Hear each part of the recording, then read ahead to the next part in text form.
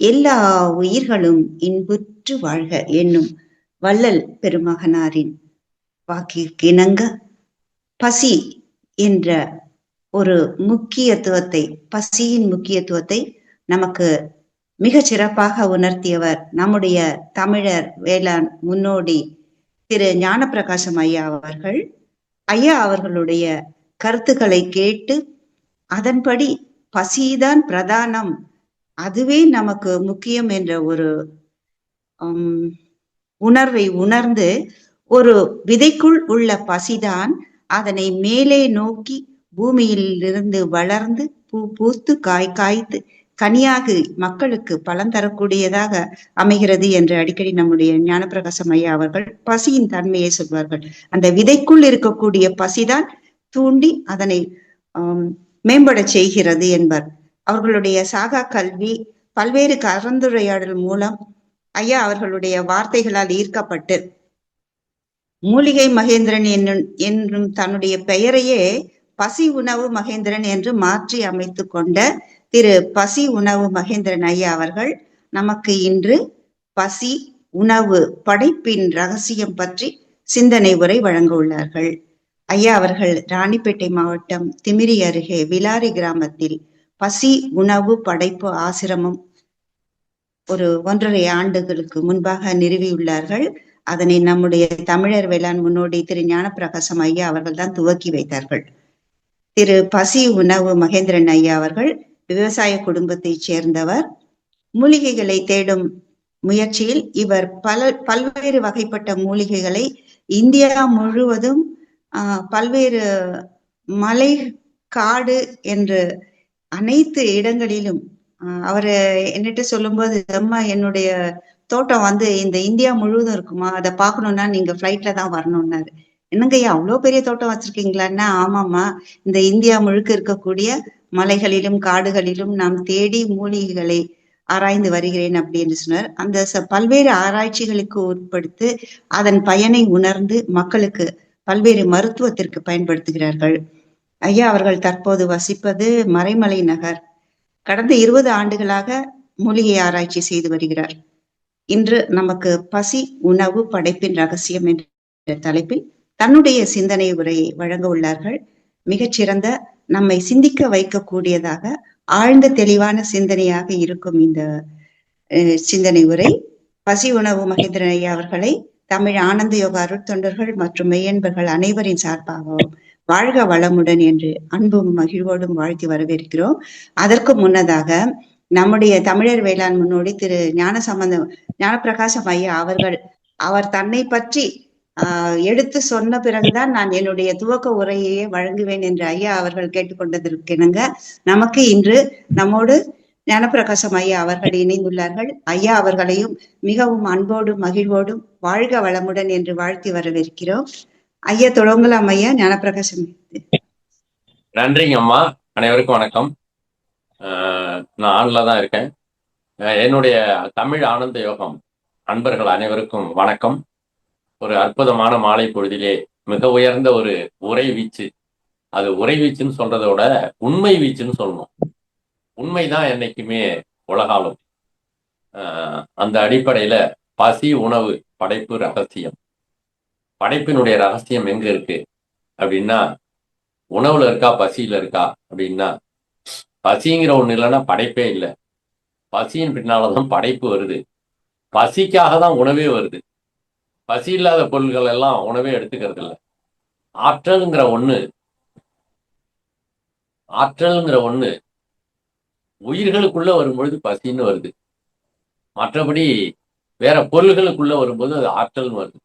படைப்பிற்கு பின்னால ஆற்றல் இல்லாத எந்த பொருளும் இயக்கமற்று போயிடும், இயக்கத்தோட கலந்துரும். ஆற்றல்ங்கிற ஒண்ணுல போய் எல்லாமே சேர்ந்துடும். கடைசியில அந்த ஆற்றலை உயிர்கள் பெற்றுக்கொள்வதற்கு அடிப்படையாக இருப்பது பசி. அந்த பசியின் துணையோடு தான் 1 அறிவுல இருந்து 6 அறிவு வரைக்கும் எல்லா உயிர்களும் இயங்குது. எல்லா உயிர்களும் பசிங்கிற ஒண்ணு. பசியினுடைய பெயரை ஆற்றல்னு சொல்லலாம். ஆற்றல் இல்லாம எந்த ஒரு பொருளும் இயங்கவே முடியாது. ஆற்றலற்ற பொருள் இயக்கமற்று விடும். பொருள்களை சார்ந்து இந்த ஆற்றல் இயங்குது அப்படின்னு மாத்தினவங்க தான் சித்தர்கள். ஆற்றலை சார்ந்து பொருள் இயங்குதா, பொருள்களை சார்ந்து ஆற்றல் இயங்குதா, அப்படின்னு ஒரு பெரிய கேள்விக்குறி இருக்கு. இது வேதாந்திகளுக்கும் சித்தாந்திகளுக்கும் உள்ள வேறுபாடு. வேதாந்திகள்லாம் என்ன சொல்றாங்கன்னா, கடைசியில ஆற்றலோட போய் எல்லாம் சேர்ந்துரும் அப்படின்னு சொல்லுவாங்க. ஏன்னா ஆற்றல் என்பது பேரண்டத்தையே இயக்குது. பூமியை இயக்குது, பூமிக்குள்ள ஈர்ப்பு விசையா இருக்கு, பூமிக்கு மேல காத்தா இருக்கு, பல்வேறு விதமா இருக்கு. இப்படி இந்த ஆற்றல் இல்லாம எதுவுமே இருக்கவே முடியாது அப்படிங்கிறாங்க. அதுல சித்தர்கள் மட்டும் என்ன சொன்னாங்கன்னா, பொருள்களை சார்ந்து ஆற்றல் இயங்குகிறது அப்படின்னு சொன்னாங்க. பொருள்கள் இல்லாமல் ஆற்றல் தனித்து இயங்க முடியாது அப்படின்னு சொன்னாங்க. ஆற்றலும் பொருளும் வேறுபாடானது அல்ல. அது போலவே பசியும் உணவும். பசிக்கு உணவுங்கிறவனை நம்ம கொடுத்துட்டு இருக்கோம். தன்னையே உணவாக பசிக்கு கொடுப்பவன் ஞானி. சரியா? பசித்து உண்பவன் புத்திசாலி. பசியையே உணவாக கொள்பவன் பாக்கியசாலி. சரியா? இந்த பசியை பத்தி திரு மதிப்பிற்குரிய நண்பர் அவர் பேசினாரா நம்ம பேச்சு எடுபடாதுன்னு எனக்கு தெரியும்.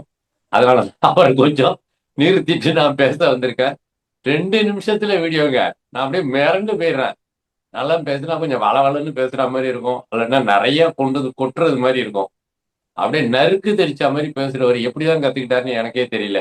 உண்மையில அவரை பார்த்து நான் பயந்துகிட்டு இருக்கேன். இதுதான் உண்மை.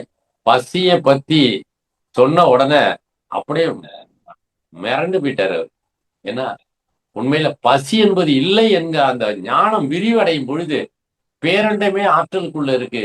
அந்த ஆற்றலை கையில பிடிச்சிக்காம என்னடா வேற எதையோ கொடுத்து நீ பிடிச்சிக்கன்னு சொல்லிட்டு இருக்கீங்களே. பசி இல்லாடா மிகப்பெரிய ஆற்றல். பசி தாண்டா படைப்பினுடைய ரகசியமே பசிதான் அப்படின்னு சொல்லி, பசி உணவு படைப்பு ஆசிரமம் அப்படின்னு சொல்லி ஒரு ஆசிரமத்தையே தந்துட்டாரு. இந்த மாதிரி அகில உலகம் இல்ல, யூனிவர்சிலே இந்த மாதிரி பசி உணவு படைப்பு ஆசிரமம்னு ஒரு ஆசிரமம் இருந்தாதான் இதுக்கு முன்னாடியும் கேள்விப்பட முடியாது, இதுக்கு அப்புறமும் முடியாது. ஏன்னா இது ஒண்ணுதான் அந்த மாதிரி ஒரு ஆசிரமம். அது அது நிச்சயமா இதுதான் கடைசியா மிச்சமா இருக்கும். இதுதான் பசி உணவு படைப்பு ஆசிரமம் தான் உண்மையான ஒரு பெரிய ஒரு அரணா நின்று விளங்கும். அதை நான் உண்மையிலேயே நினைக்கிறேன். அவரை சந்திக்கும் பொழுது முதல்ல மூலிகை மகேந்திரனா தான் சந்திச்சேன். அதாவது எங்க சந்திச்சேன்னு கேட்டீங்கன்னா, ஆற்காடு அரிசி திருவிழாவில் தான் சந்திச்சேன். அதிலிருந்து எங்களுடைய நட்பு வளர்ந்தது. எல்லா கூட்டங்களையும் இலவசமா அந்த மூலிகை பானத்தை கொடுக்கறது, சுறுசுறுப்பை உண்டாக்குறது, இந்த மாதிரி ஒரு அற்புதமான இது. எந்த நிகழ்ச்சி நடந்தாலும் அதுல அவர் கூட்டுருவாங்க எல்லாரும். அப்படி ஒரு அற்புதமான கைவந்த கலை. சுறுசுறுப்பு அந்த வினாடியிலேயே கொடுக்கக்கூடியது, ஆற்றலை கொண்டு வரக்கூடியது. அது மாதிரி நிறைய மூலிகை சார்ந்து மண்குளியல் சார்ந்து நிறைய செஞ்சுட்டே இருக்காரு அவர். அதாவது ஒரு தனி மனித வாழ்க்கைன்னு சொல்றதை விட ஒரு சமுதாயத்துக்காகவே வாழுகின்ற ஒரு மனிதன். சமுதாயத்துக்காகவே, எல்லோருக்காகவே அப்படின்னு தான் சொல்லணும். பேசுற பேச்சுல பூரா தனக்காக எதுவுமே இருக்காது. எடுத்ததுமே முதல்ல சிரிங்கன்னு சொல்லுவாரு. அப்பா அம்மாவை பத்திரமா வச்சுக்க. 2 நிமிஷத்துக்குள்ளேயே ஒரு வீடியோ போடுறதே 2 நிமிஷம். அதுல முதல்ல சிரிங்க. முதல்ல சிரிச்சிட்டீங்களா இல்லையா? முதல்ல சிரிங்க. சிரிச்சிட்டீங்களா? அப்பா அம்மாவை பத்திரமா வச்சுக்கோங்க. கடைசி காலத்துல கிட்டையே வச்சு காப்பாத்துங்க. இப்ப போலாமா நிகழ்ச்சிக்குள்ள அப்படின்ட்டு ஆரம்பிச்சீங்க. அந்த இதுலயே 1/2 நிமிஷம் போயிருக்கோம். அந்த 1.5 நிமிஷத்துலயே ஒரு கண்டென்ட்டுங்க. பிரமிப்பா இருக்கும் எனக்கு. அவ்வளவு அற்புதமான ஒரு பேச்சாளர். அவரை வாழ்த்தி வணங்கி வரவேற்கிறேன். மதிப்பிற்குரிய ஐயா அவர்கள் துவங்க வேண்டும். அவரை சந்தித்தது ஒரு பெரும் பாக்கியம் என்றுதான் நான் நினைக்கிறேன். அவர் சொல்லிட்டு இருப்பாரு என்ன ஆசிரியர்னு. ஆசிரியர்லாம் ஒண்ணுமே கிடையாது. ரொம்ப பெரிய உண்மையில வெளியில சொல்லாம வெக்கத்தை விட்டு சொல்லணும்னு அவரை பார்த்து நான் பயப்படுற ஆளு. சரியா? அதுதான் உண்மை. ஏன்னா ஒரு ஆசிரியர் சொல்றதை விட அந்த நமக்கு பசியை பத்தி ஒண்ணும் தெரியாது. அது திருவள்ளுவர்ல இருந்து திருமூலன்ல இருந்து எழுதிட்டான். உண்டி கொடுத்தவர் உயிர் கொடுத்தவரேன்னு எழுதிட்டான். பசிக்கு உயிர் கொடுக்குற வேலையை உணவு செய்யுது. உணவே இல்லாட்டி போனாலும் பசி செத்துரும். அதிகமா சாப்பிட்டாலும் பசி செத்துடுது. சாப்பிட்ட உடனே தூக்கம் வந்துட்டா பசி செத்துட்டுன்னு அர்த்தம்.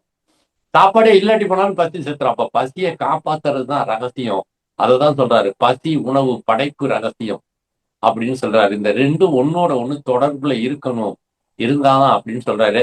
என்னை விட அவர் பேசினாதாங்க நல்லா இருக்கும். அவருக்காக நான் காத்திருக்கிறேன். அவரை வணங்கி வாழ்த்தி வரவேற்கிறேன். நன்றி, வணக்கம். ஐயா நீங்க துவங்குங்க. இப்போ தமிழ் ஆனந்த யோகம் குழுவில் உள்ளவர்களுக்கு அனைவருக்கும் மனமார்ந்த நன்றி மகிழ்ச்சியும் தெரிவித்துக் கொள்கிறேன். இந்த குழுவில் முதல் என்னை இணைத்தவர் யார் என்றால் அறிவோம் ஐயா. அவர்தான் இணைத்துட்டு மகேந்திரா, உன்னுடைய ஆய்வு ஆராய்ச்சிகள் உலக மக்களுக்கு தேவை அப்படின்னு சொல்லிட்டு தான் வாய்ப்பு கிடைத்தால் இதுல பேசு மகேந்திரா என்று தான் இந்த குழுவில் இணைத்தார்.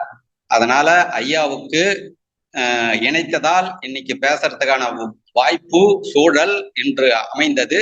அதனால அறிவோம் ஐயாவுக்கு மனமார்ந்த நன்றி மகிழ்ச்சியும் தெரிவித்துக் கொள்கிறேன். அடுத்து அனார்கலி அம்மாவும் சிவகுமார் ஐயாவும் தான் தொடர்பு கொண்டாங்க. இப்படிதான் பேசுவேன், இது மாதிரி ஐயா கூட பயணிச்சுன்னு எல்லாம் அவங்க கிட்ட பேசுனதுக்கு சிறப்பா பேசுங்க ஐயா அப்படின்னாங்க. அதனால எல்லாருக்கும் தமிழ் ஆனந்த யோகம் குழுவில் உள்ளவர்கள் அனைவருக்கும் மனமார்ந்த நன்றி மகிழ்ச்சி. பசி பசி பசி பசி ஆக்கவும் செய்யும் அழிக்கவும் செய்யும். இந்த அறிவை எனக்கு கொடுத்தவர் தமிழர் வேளாண்மை ஞானபிரகாசம் ஐயா. ஐயா பேரை சொல்லிட்டு தான் நான் ஸ்டார்ட் பண்ணேன். என்னுடைய பூர்வீகத்தெல்லாம் அம்மாவே சொல்லிட்டாங்க. நான் ஒரு விவசாயத்தை குடும்பத்தை சேர்ந்தவன். நான் உடல் உபாதைகள் வந்த பிறகுதான் இந்த ஆய்வுக்குள்ளெல்லாம் போக ஆரம்பிச்சேன். முதல் நான் பக்தி மார்க்கத்தில் இருந்து ஞான மார்க்கத்துக்கு நான் சென்றேன். ஞான மார்க்கத்துக்கு போகும்போது, பக்தி மார்க்கத்திலிருந்து ஞான மார்க்கத்துக்கு போகும்போது முதல் ஞானத்தை அறிந்தது ஓம் சாந்தி. அதில் கொஞ்ச நாள் ஞானத்தை அறிந்தேன். அது அடுத்து நான் மறைமலை நகரில் வசிக்கின்றேன். இங்கிருந்து 4 கிலோமீட்டரில் குடுவாஞ்சை இருக்கு. அங்கதான் அருள் தந்தை வேதாத்திரி மகரிஷி பிறந்த ஊர் இடம். அங்க 26 வருஷம் அதில் நான் பயணித்தேன். முதல் ஓம் சாந்தி, 2வது மனவளக்கலை மன்றம், 3வது பாத்தீங்க அப்படின்னா ஈழர் பாஸ்கர் ஐயாவிடம் சென்றேன். உடல் ஹெல்த்துக்காக தான், எல்லாம் ஆரோக்கியமா வாழ்வதற்கு. அவர்கிட்ட போய் என்னுடைய ஆராய்ச்சிகள், மூலிகை ஆராய்ச்சிகள் அனைத்தும் ஈழர் பாஸ்கர் ஐயா தான் வெளியிடுவாரு. அவரா கூட ஒரு 15 வருஷமா பயணிச்சுன்னு இருக்கேன் நானு. அடுத்து அவர் மூலமா தான் வாசி யோகம், ஜீவ சமாதி அப்படின்ற ஒரு அறிவுக்குள் கடந்து போனேன். அது வடகரையில் இருக்கு. பாத்தீங்கன்னா ஆசிரமம் மனவளக்கலை மன்றத்துக்கு எப்படி ஆழியார்ல இருக்கோ அது மாதிரி அதுக்கு ஆசிரமம் எங்க இருக்கு அப்படின்னா கேரளாவில் வடகரையில் இருக்கு. வாசியோகம் உபதேசம் கொடுப்பவன். மனவளக்கலை மன்றத்துல நான் அருள்நிதியாக இருந்து அருள்நிதியாக இருந்தவன். அடுத்து இதெல்லாம் பயணிச்சு ஈழர் பாஸ்கரையா மூலயமா தான் வாசியோகத்துக்கு போனேன். அங்க போயிட்டு அடுத்து லாஸ்டா நான் சந்தித்தது தமிழர் வேளாண்மை ஞானபிரகாசம் ஐயா. இங்கதான் உச்சக்கட்ட புரிதல் எனக்கு வந்தது. அவர்கிட்ட கண்டி போல நான் இந்த பசி என்பது நான் அறிந்தே இருக்க மாட்டேன். அதுக்குள்ள போன பிறகுதான் ஐயா கிட்ட முதல் நான் போனது எதற்காக போனேன் என்றால் விவசாயத்துக்காக தான் நான் போனேன்.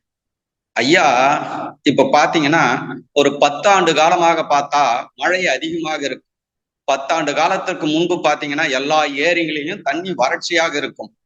இந்த 10 ஆண்டு காலத்தில் மழை அதிகம், உலகம் முழுவதும் பார்க்கலாம். இன்னைக்கு கூட நியூஸ்ல பாத்தீங்கன்னா அமெரிக்கா பெரட்டி எடுக்குது மழை.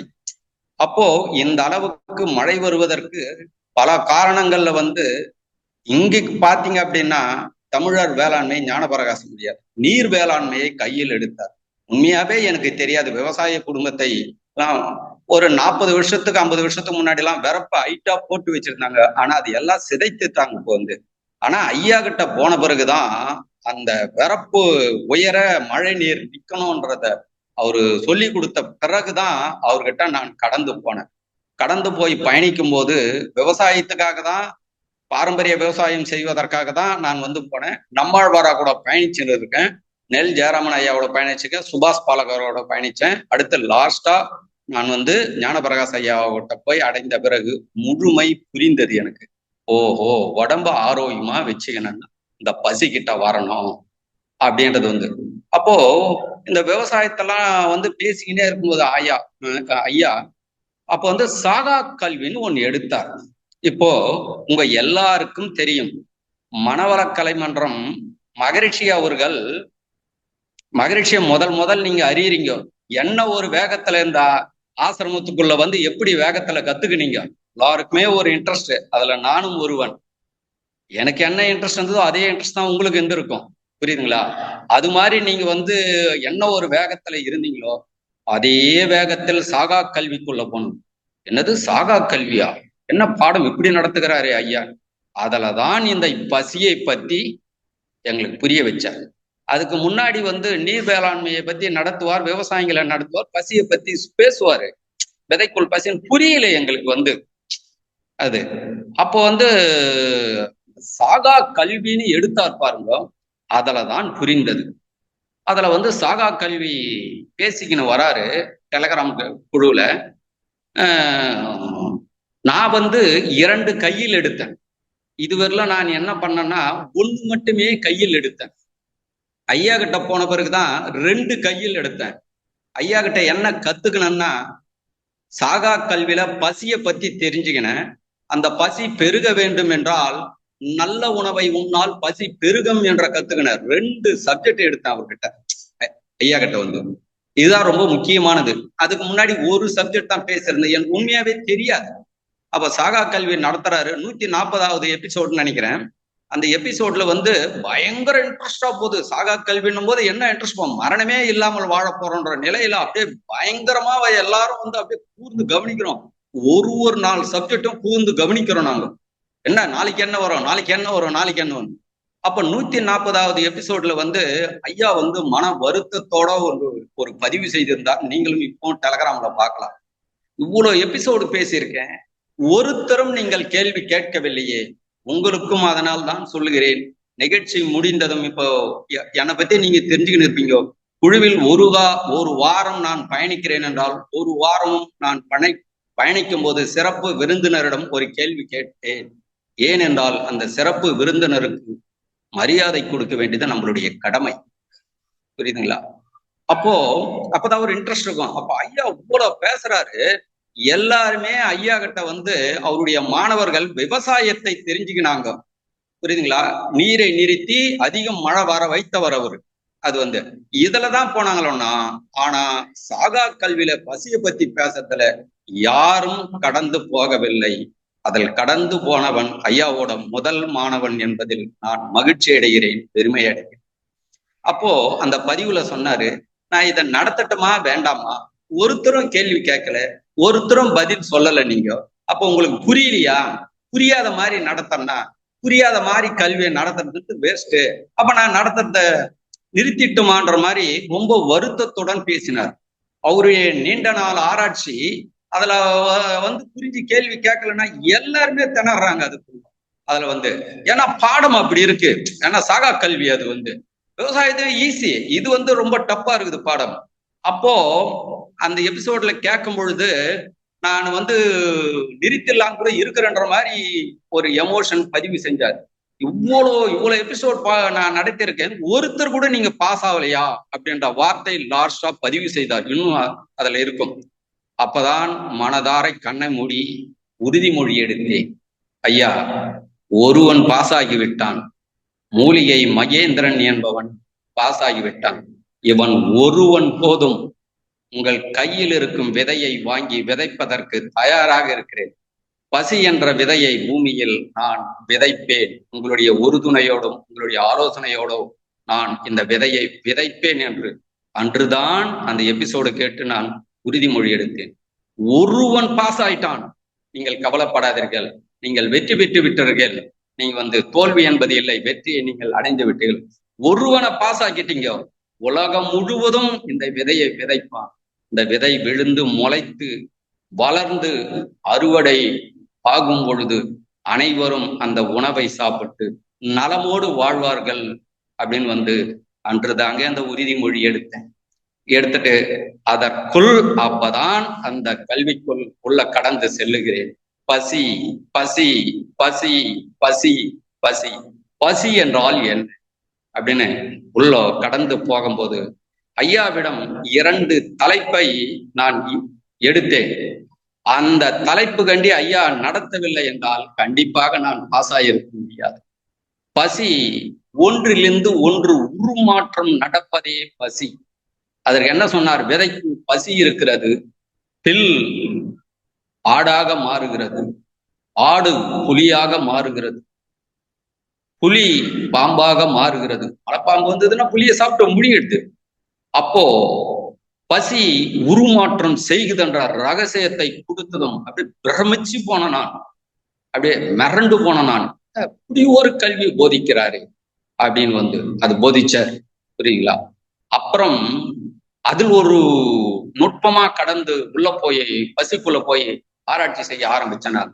அப்புறம் பாத்தீங்க அப்படின்னா இன்னும் ஒன்று ரகசியத்தை தெளிவுபடுத்தினார். என்னன்னா, பசி என்பது என்ன, அதுக்குள்ளதான் அந்த பசியை பீஸா பிரிக்க ஆரம்பிச்சேன் நான். கடந்து உள்ள அந்த 2 நுட்பம் எல்லாமே பாருங்க, நான் 2ஆக திங்க் பண்ணுவேன்.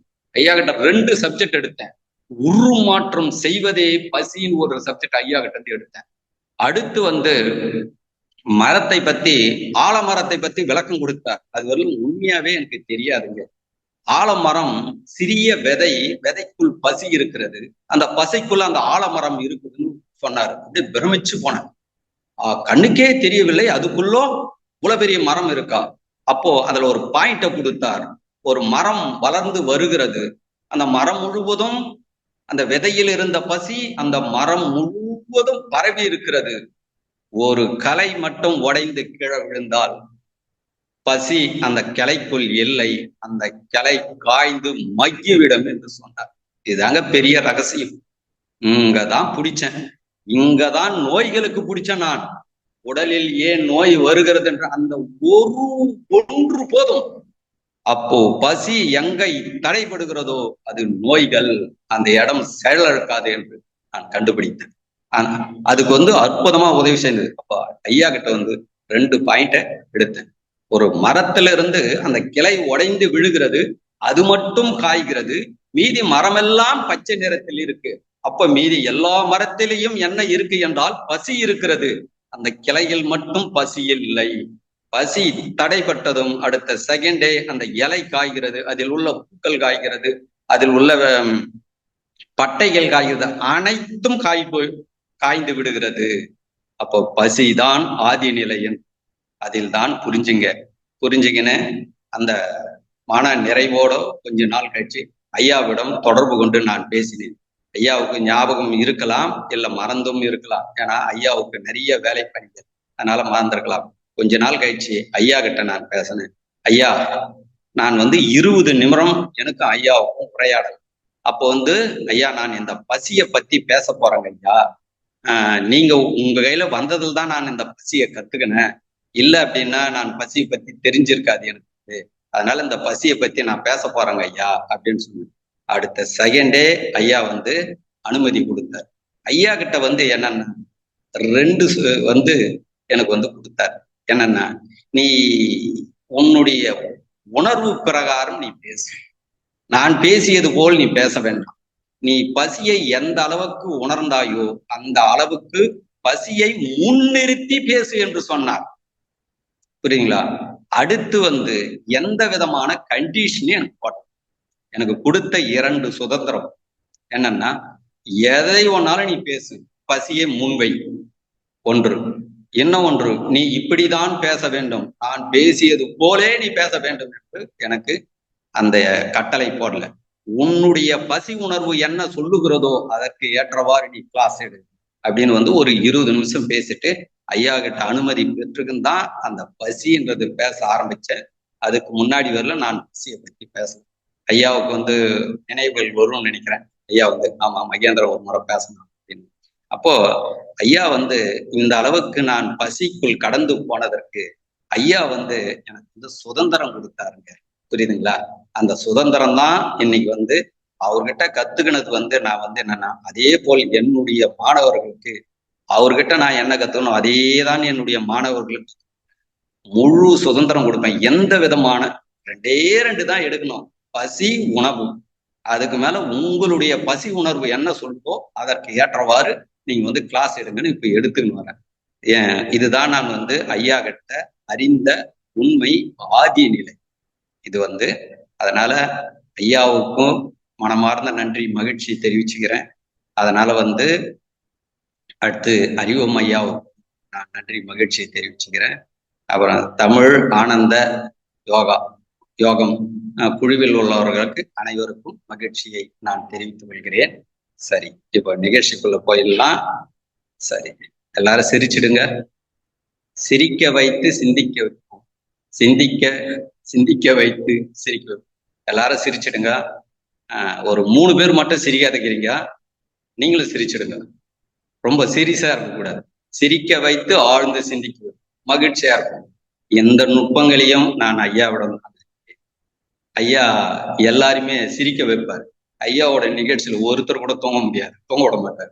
ஆனா நகைச்சுவையாக சொல்லி ஆழ்ந்த கருத்தை புரிய வைப்பார். அவர்கிட்ட தான் நான் அறிந்தேன். அதனாலதான் எல்லாரும் சிரிச்சிடுங்க. சரி, நிகழ்ச்சிகள் தொடரலாம், போலாங்களா? இப்ப இன்று 2 சப்ஜெக்டுகள் பார்க்கலாம். முடிந்த அளவுக்கு எவ்வளவு கொடுக்க முடியுதோ சப்ஜெக்டுகள் கொடுக்குறேன். இந்த பசியை பத்தி கடந்து உள்ள போகும் பொழுது முதல் என்னுடைய ஆராய்ச்சி என்பது கால்சியம் மெக்னீசியம். புரியுதுங்களா? அந்த கால்சியம் தான் நெத்தியில் இருக்கும் வெள்ளை நிறம், இதுதான் பானம். மெக்னீசியம் நெத்தியில் உள்ள கருப்பு. நான் மற்றவர்களுக்கும் எனக்கும் ஒரு வித்தியாசம் எப்படி ஆராய்ச்சி செய்தேன் என்றால், இரவு பகலை கையில் எடுத்தேன். இரவு பகலை கையில் எடுக்கும் பொழுது ஈஸியா பதில் கொடுக்க முடியும். அதனால அதுக்கு முதல் உதவி செய்தது எது என்றால் கால்சியம் மெக்னீசியம். இப்ப அந்த கால்சியம் மெக்னீசியம் என்ற பாடத்துக்கு போவோம். அடுத்து கருவடைப்பு 2 நிகழ்ச்சியை இன்று பார்ப்போம். இப்போ நேரடி கிளாஸ்ல பாத்தீங்கன்னா கால்சியம் என்றால் என்ன, மெக்னீசியம் என்றால் என்ன அப்படின்னு மக்களை கேள்வி கேட்கும்போது எல்லாருமே கால்சியம்க்கு டக்கு டக்கு டக்கு டக்கு டக்கு டக்குன்னு பதில் சொல்லிடுவாங்க. எப்படி கால்சியம்னா என்னன்னு கேட்டா, ஐயா அது எலும்பு சம்பந்தப்பட்டதுங்க ஐயா, அது பல் சம்பந்தப்பட்டதுங்க ஐயா. புரியுதுங்களா? இது மாதிரி என்னன்னா டக்கு டக்கு டக்கு டக்குன்னு பதில் சொல்லிடுவாங்க கால்சியம். சரி, கால்சியம் புரிஞ்சிடுச்சு. மெக்னீசியத்துக்கு சொல்லுங்க அப்படின்னு நான் சொல்றேன். மெக்னீசியத்தை என்னும் போது, ஐயா மெக்னீசியம் என்பது அது ஒரு தாது பொருள் ஐயா அப்படின்னு அவங்க சொல்லுவாங்க. அப்போ நான் நகைச்சுவையாக சொல்லி எல்லாருக்குமே பாடம் நடத்துவேன். நான் எப்படி பாடம் நடத்துவேனோ அதே போல் உங்களிடம் நான் பேசுகிறேன். நான் என்கிட்ட மூலிகை சப்ஜெக்டுகள் நிறைய பேசுறதுல நிறைய பேர் போன்ல வரும்போதே என்கிட்ட பேசினாங்கன்னா அவங்க கிட்ட இப்படி கேள்வி கேட்டு நடக்கும்.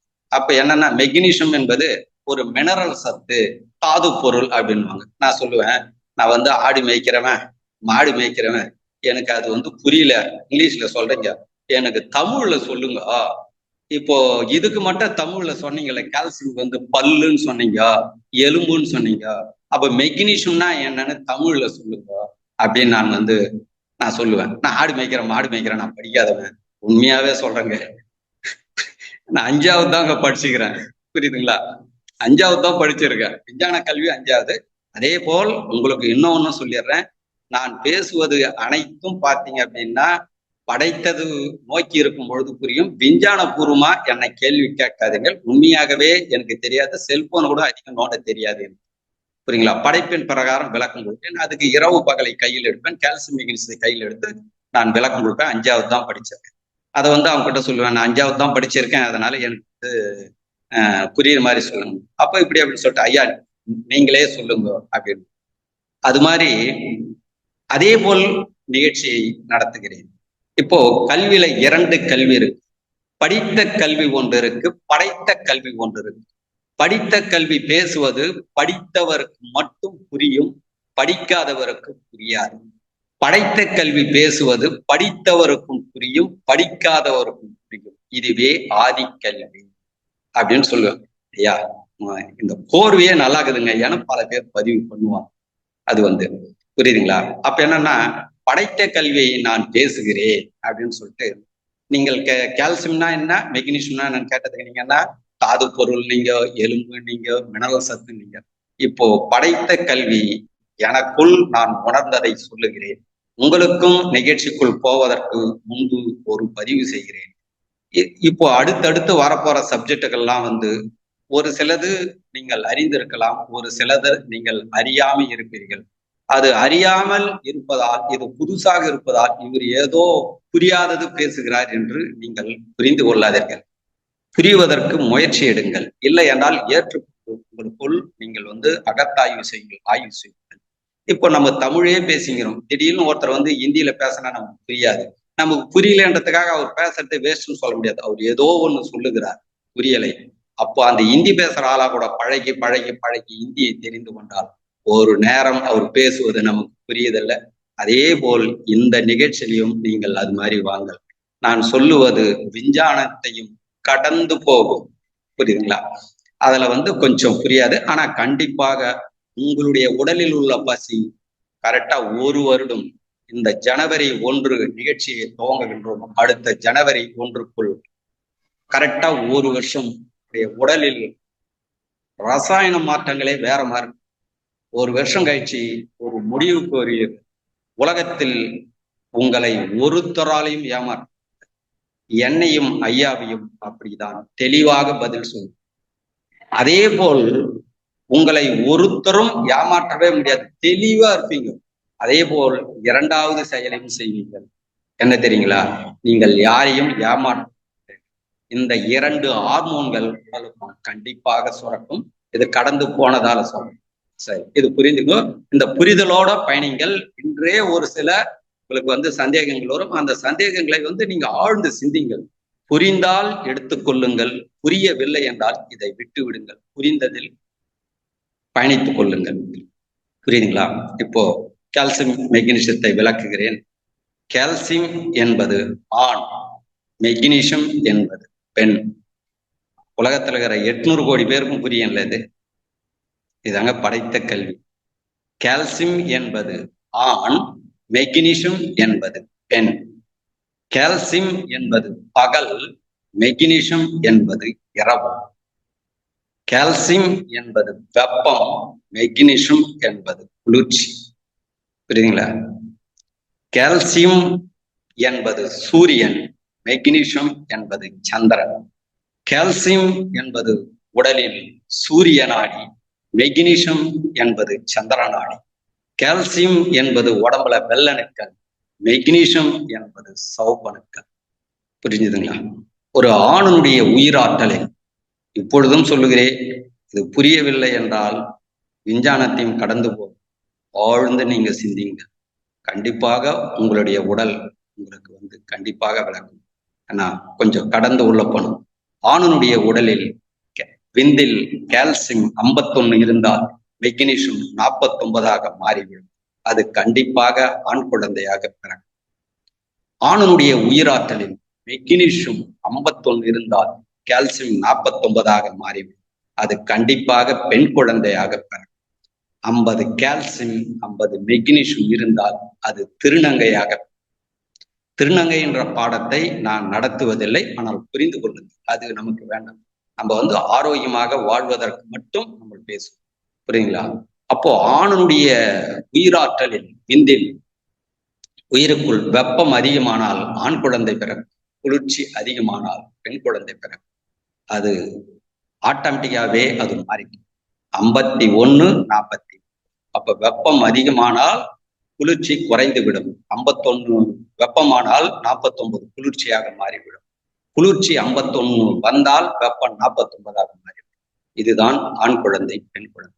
இப்போ பூமி சுற்றுகிறது. பலரிடம் கேட்டால் பூமி ஏன் சுத்துகிறது என்று நான் கேள்வி கேட்பேன் நேரடி நிகழ்ச்சியில். பலர்கள் பலவிதமான அவர்கள் அறிந்த கல்வியை கொடுப்பார்கள்.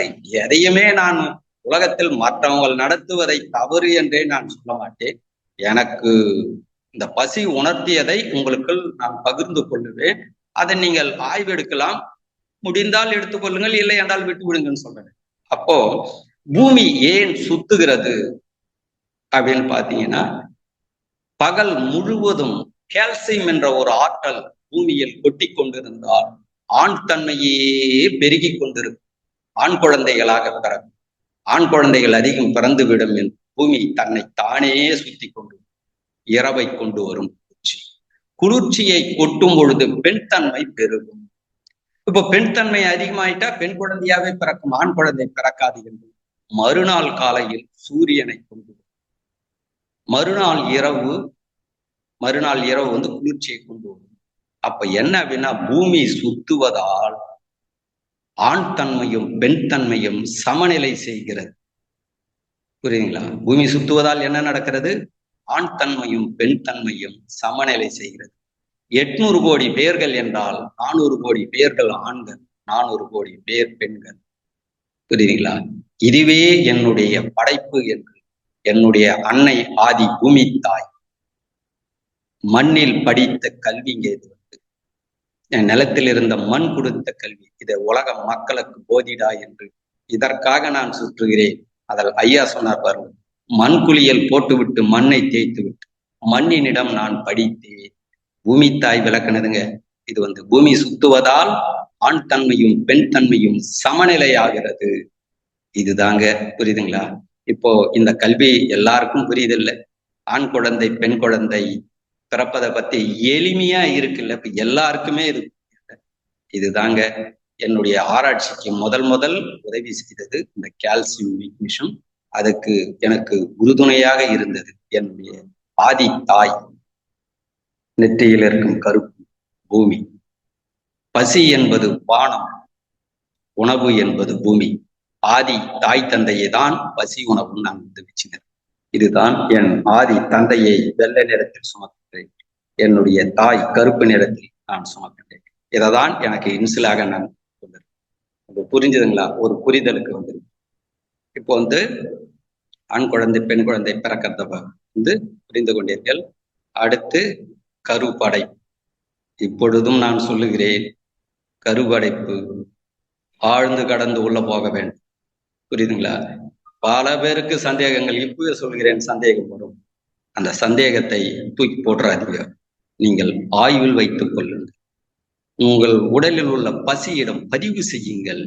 இது எனக்கு புரியவில்லை, எனக்கு புரியவை, எனக்கு விளக்கு என்று எது எனக்கு சந்தேகம் வந்தாலும் என்னுடைய உடலில் உள்ள 2 பதிவு செய்வேன். பசியிடம் உணவிடம் பதிவு செய்வேன். அது கண்டிப்பாக இப்ப எனக்கு விளக்குகிறது என்றால் உங்களுக்கும் விளக்கு. பசி என்பது யாருக்கும் உயர்ந்த நிலையும் யாருக்கும் தாழ்வு நிலையும் கொடுக்காது. புரியுதுங்களா? சமநிலையாக கொடுக்கும். என்னவென்றால் நம்ம அதுக்குள் பயணிப்போம். இதை புரிந்து பயணிங்கள். சூப்பரா இருக்கும் உங்களுக்கு. சரி, இப்போ கருவடைப்புக்குள் உள்ள போலாம். கரெக்டா? இப்போ வந்து இப்போ ஆணுடைய உயிராற்றல். அடுத்து வந்து மாத விளக்கு சம்பந்தப்பட்டதெல்லாம், பெண்கள் சம்பந்தப்பட்டதெல்லாம் நிறைய நடத்துவேன். நிறைய இருக்கு. எல்லாமே வந்து கொஞ்சம் மாறுபட்டு இருக்கும். ரொம்பலாம் மாறுபட்டு இருக்காது. கொஞ்சம் கடந்து உள்ள போனா அது நல்லா புரியும். இப்போ ஆணுடைய உயிராற்றலில் 2 விதைப்பைகள் இருக்கு. பெண்ணுக்கு கர்ப்பப்பை உடலுக்குள்ள இருக்கிறது.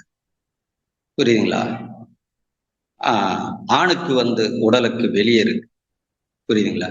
2 கர்ப்பப்பைகள் தான் 2 விதைப்பைகள். இங்கதான் உங்களுக்கு ஒரு சந்தேகங்கள் வரும்.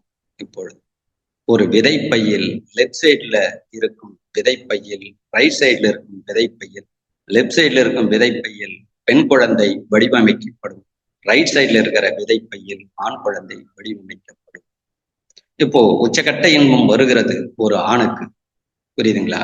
உச்சகட்டம் இன்பம் வரும் பொழுது அந்த 2 விதைப்பையில் இருந்து 2 உயிர்கள் புறப்படும். ஆண் குழந்தையும் பெண் குழந்தையும் புறப்படும். புறப்பட்டு அப்பதான் முதல் அந்த விந்தை உணவாக உண்ணும். அந்த சுவையை எப்படி, அந்த சுவையை அப்படியே உறிந்து எடுக்கும். ஒரு பலாப்பழம் மாம்பழம் வாயில் வைத்ததும் என்ன சுவீட்டு இருக்கு. புரியுதுங்களா? சரியான சுவைங்க. ரொம்ப பலாப்பழம் இனிப்பு அந்த மாம்பழம். அந்த சுவையை உரியும் பொழுதுதான் அந்த பேரின்பத்தை நீங்கள் அனுபவிக்கிறீர்கள். இந்த இடத்தில் சயின்ஸ் ஒன்றும் பண்ண முடியாது. அதனால நம்ம எதுவும் சயின்ஸ் சொல்ல முடியாது. சயின்ஸை வைத்து இந்த சப்ஜெக்டை ஆராய்ச்சி செய்யாதீர்கள், வேண்டாம். அது சிரமமாக இருக்கு. ஈஸியாக நான் சொல்லிக் கொடுக்கிறேன். ஈஸியாக போய்விடும். கஷ்டப்பட வேண்டாம். கஷ்டப்பட்டு வாழ வேண்டியதில்லை. நீங்கள் பசியும் உணவையும் பிடித்துக் கொண்டால், இரவு பகலை கையில் எடுத்தால் எல்லா கேள்விகளுக்கும் எளிமையாக பதில் சொல்லிவிட்டு போகலாம். அப்ப அந்த 2 உயிர்களும் வந்து விந்தில் கலந்ததும் முதல் உணவு எங்கிருந்து எடுக்குது என்றால், ஒரு குழந்தை தந்தையை மட்டும்தான் முதல் தாயை அறிந்ததில்லை. அந்த குழந்தை ஆண் குழந்தையாக இருந்தாலும் சரி, பெண் குழந்தையாக. அதனாலதான் ஒரு குழந்தை பிறந்ததும், ஆண் குழந்தையா பிறந்தாலும் பெண் குழந்தையா பிறந்தாலும், தந்தையோட இன்சில் வைக்கிறதுக்கு காரணம் என்ன? இந்த குழந்தையை லேசாக வடிவமைக்க 98 நாள் தந்தை தன்னுடைய விதைப்பையில் சுமப்பார். புரியுதுங்களா? அதெல்லாம் பின்னாடி நடத்துவேன். புரியுதுங்களா? 98 நாள் 14 வாரம் தந்தையின் கர்ப்பப்பையில் ஒரு ஆண் குழந்தையும் பெண் குழந்தையும் வளரும். லெப்ட் சைடு பெண் குழந்தை, ரைட் சைடு ஆண் குழந்தை, படைப்பின் பிரகாரம். அதுக்கு மேல தாயினுடைய கருவறை. புரியுதுங்களா? அப்போ அந்த சுவையை உரியுது பாத்தீங்களா? உரிந்து அந்த பேரின்பம் லட்சக்கணக்கில் இருப்பது ஒரே நேரத்தில் லட்சக்கணக்கான சுவைகளை உரியுது பாத்தீங்களா? அதுதானே ஆணுக்கு கிடைக்கின்ற பேரின்பம். ஆண்கள் எல்லாம் இப்போ ஆழ்ந்து சிந்திப்பீர்கள். ஓஹோ, பேரின்பத்துக்கு இப்படி ஒண்ணு இருக்கா? உடலில் இருக்குங்க. எல்லாருக்கும் சிந்திங்களா? ஆழ்ந்து கடந்து உள்ளோம். அதற்கு மேல் முதல் அந்த பசி, இந்த விதைப்பையில் இருக்கும் பசி 2 குழந்தைகளுக்கு பசியாக உள்ள இருக்கிறது. அது பஞ்சபூதத்தில் வளருகிறது. ஆண் குழந்தை பெண் குழந்தை வடிவமைக்கு படைப்பது பஞ்சபூதத்தில் தான் வடிவமைக்கிறது, அறுசுவையில் இல்லை. அதெல்லாம் உங்களுக்கு கொஞ்சம் கடந்து உள்ள போனோம். புரியுதுங்களா? அப்போ முதல் அறுசுவையை எங்க சந்திக்கிறது என்றால் விந்தில் அது சந்திக்கிறது. அங்கதான் முதல் அறுசுவையை புரிகிறது. புரியுது? 11 சத்துக்கள் சேர்ந்ததே இந்த உடல். மண்ணு, நீரு, நெருப்பு, காற்று, விண், பஞ்சபூத சத்து 5. புரியுதுங்களா? இது மூக்கு வழியாக. அறுசுவை சத்து பாத்தீங்க அப்படின்னா இனிப்பு, கசப்பு, தோற்பு, புளிப்பு, உப்பு, காரம் வாய் வழியாக. இந்த 2 சத்துக்களை எடுத்துதான் பசி உள்ளுக்குள் வளர்கிறது. அப்போ தந்தையின் விந்தை முதலில் உண்ணுகிறது. உண்ணதும் அதுக்கு வீரியம் வருகிறது. புரியுதுங்களா? வீரியம் இல்லை பிளட் டெஸ்ட் போனோம், வீரியம் இல்லாமல் இருக்கு, வளர்ச்சி இல்லாமல் இருக்கு அப்படின்னு அந்த எந்த இடத்தில் இறந்து விடுகிறதுலாம் அடுத்த இடத்துல ஏன் குழந்தை பிறக்கவில்லை என்னன்றதெல்லாம் அடுத்ததுல கடந்து நல்லா இருக்கும். பாடங்கள் நல்லா இருக்கும். அப்போ அதுக்கு அந்த உணவை உன்று விட்டு முதல் உணவு தந்தையோட உணவை உண்ணுகிறது. அதனாலதான் தந்தையை இதை ஆதியில் ஒருவர் சிந்தித்திருக்காருல்ல, யாருன்னு எனக்கு தெரியாது. புரியுதுங்களா? அதனாலதான் தந்தையை பேரதான் இன்சுலா பிள்ளைகளுக்கு ஆண் குழந்தையாக இருந்தாலும் பெண் குழந்தையாக இருந்தாலும் தந்தையோட இன்சுல தான் வைக்கணும். ஏனென்றால் இந்த குழந்தையை வடிவமைத்தது தந்தை. முதலில் தந்தையிடம் லேசாக இருக்கும். 14 வாரம் லேசாக இருக்கும். அதாங்க 14 வயதில் பருவம் அடைவது. ஆணாக இருந்தாலும் பெண்ணாக இருந்தாலும் 14 வாரம். புரிகிறதுங்களா? அப்போ சரி, கடந்து உள்ள போவோம். அந்த விந்தில் கலந்து அந்த பேரின்பத்தை அனுபவித்து விட்டு அந்த உயிராற்றல் நீர்ந்து பெண்ணுடைய கருவறைக்கு செல்லுகிறது. கருமுட்டையை தேடி விந்தை கேட்டேன், உனக்குதான் உணவு கிடைத்ததே, சாப்பிட்டாயே, அடுத்து ஏன் நீ நீர்ந்து செல்லுகிறாய்? இந்த பசியை நான் இந்த உணவை உன்று விட்டேன், அடுத்து தாய் கிட்ட இருக்கிற உணவை உண்ணுகிறேன். இப்போ பிறந்ததும் என்ன சொல்லுவாங்க? அம்மா இவ அதிர்ச்சியாவும் உங்களுக்கு பிறந்ததும் தாய் தான் தன் குழந்தைக்கு அப்பாவை சொல்லிவிடும். அப்பா பேர் இது, அப்பா இந்த வேலை செய்யறாரு, அப்பா போலீஸ் ட்ரெஸ் வாங்கி தருவாரு, மிலிட்டரி ட்ரெஸ் வாங்கி தருவாரு, அப்பா உன்னை கலெக்டருக்கு படிக்க வைப்பாரு அப்படின்னு பிறந்த பிறகு தாய் தான் தந்தையை அறிமுகம் செய்வார். அது உண்மை. புரியுதுங்களா? இப்படி பிறந்ததும் இப்ப எல்லாரும் உலகம் முழுவதும் யூடியூப்ல பலது பார்ப்பீங்க. தாய் தான் யார் அப்பா என்று சொல்வார்கள் என்று இப்போ கொஞ்சம் மாறுபட்டு சிந்திக்க போறீங்க. புரியுதுங்களா? அப்போ முதலில் 98 நாள் தாயினுடைய உணர்வு என்று எதுவுமே அந்த 2 குழந்தைகளுக்கு தெரியாது. புரியுதுங்களா? ஆண் குழந்தையாக இருந்தாலும் பெண் குழந்தை தாய்மை பெண்மைத்தன்மை என்பது இந்த குழந்தைகள் அறிந்ததில்லை. ஏனென்றால் தந்தையின் உடலில் மட்டுமே வாழ்ந்தது. புரியுதுங்களா? அப்போ அந்த தந்தை, என் தந்தை முன்னாடி நின்று கண் கலங்கி நான் அழுத துக்கம் வருது பாருங்க.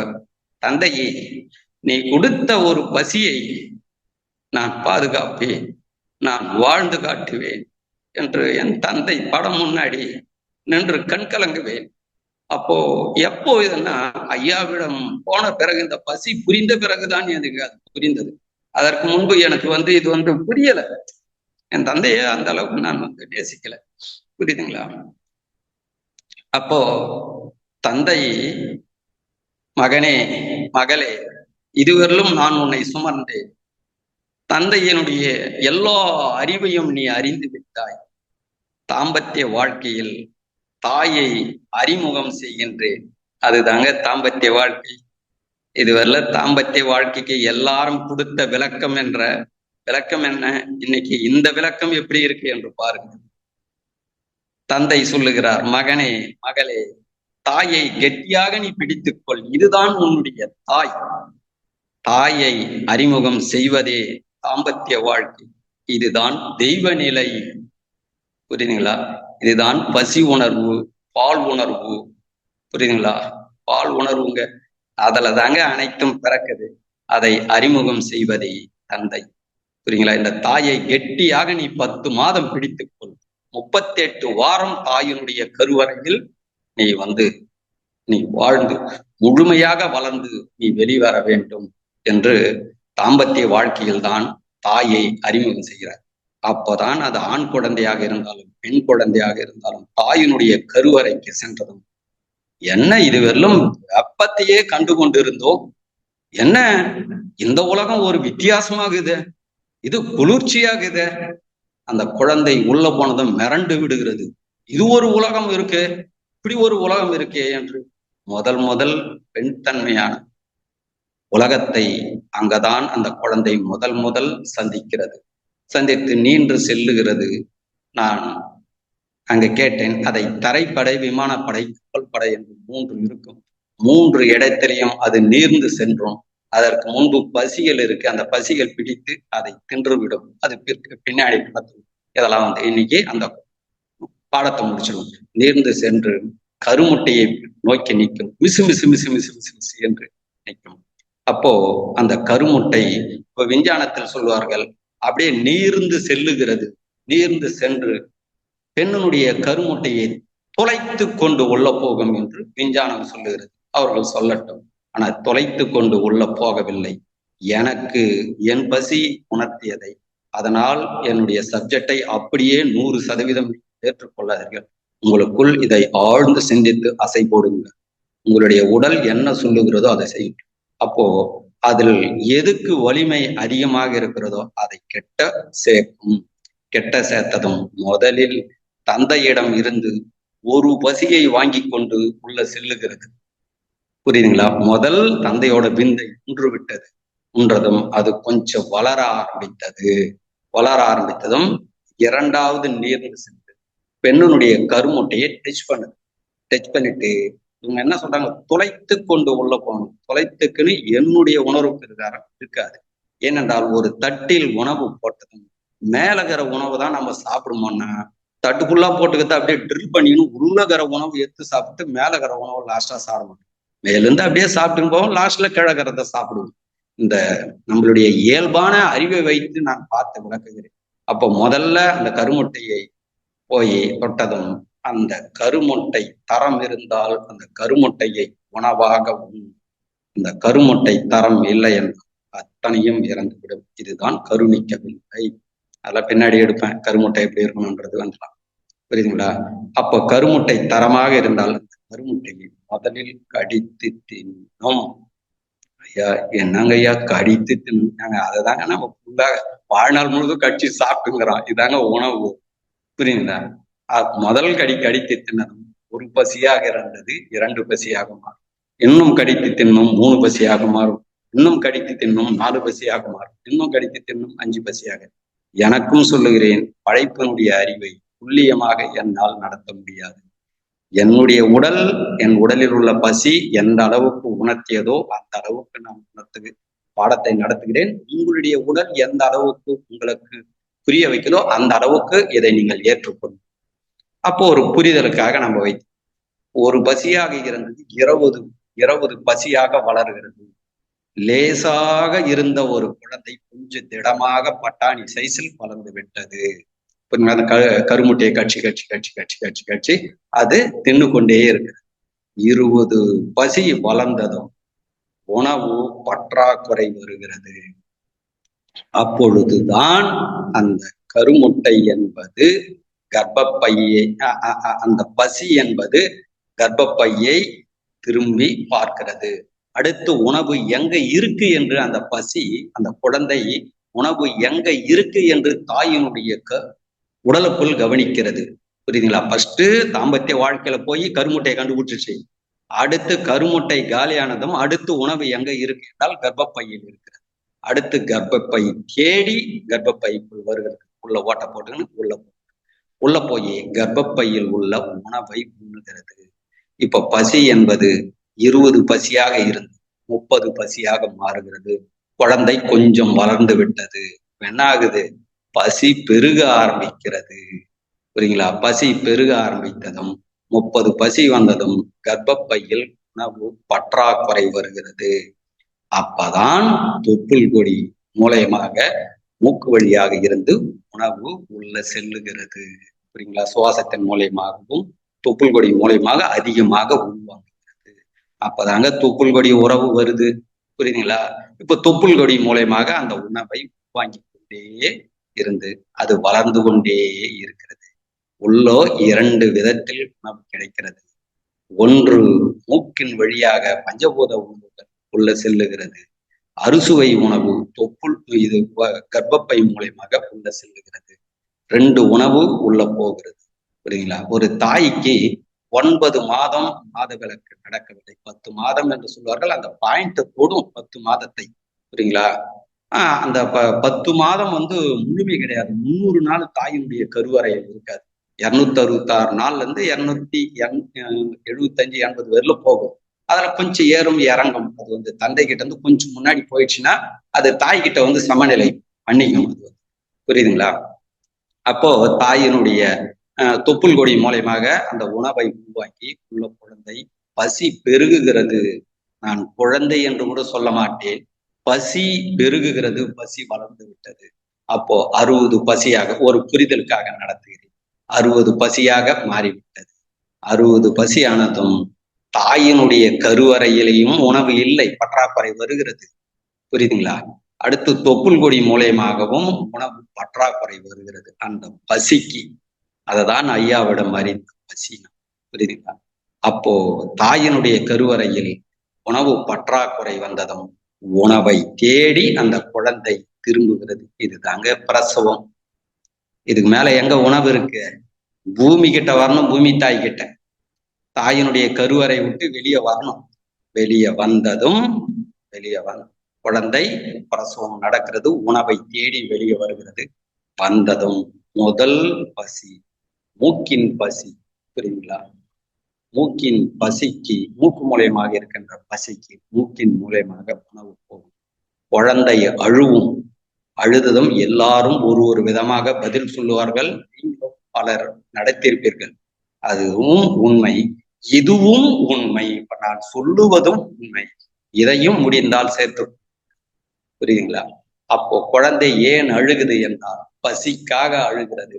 அடுத்த செகண்டே வரையறல் மூக்கின் மூலயமாக உணவு உள்ள போனதும் அந்த சுவாச பசி ஸ்டார்ட் ஆகி அன்று துவங்கியதுங்க சுவாச பசி என்பது. அந்த குழந்தை என்பது சுய அறிவில் அந்த குழந்தை அந்த உணவை உள்வாங்கி அந்த உணவை உண்ணுகிறது. இப்ப பசி 60 ஆகுது, 70 ஆயிடுச்சு.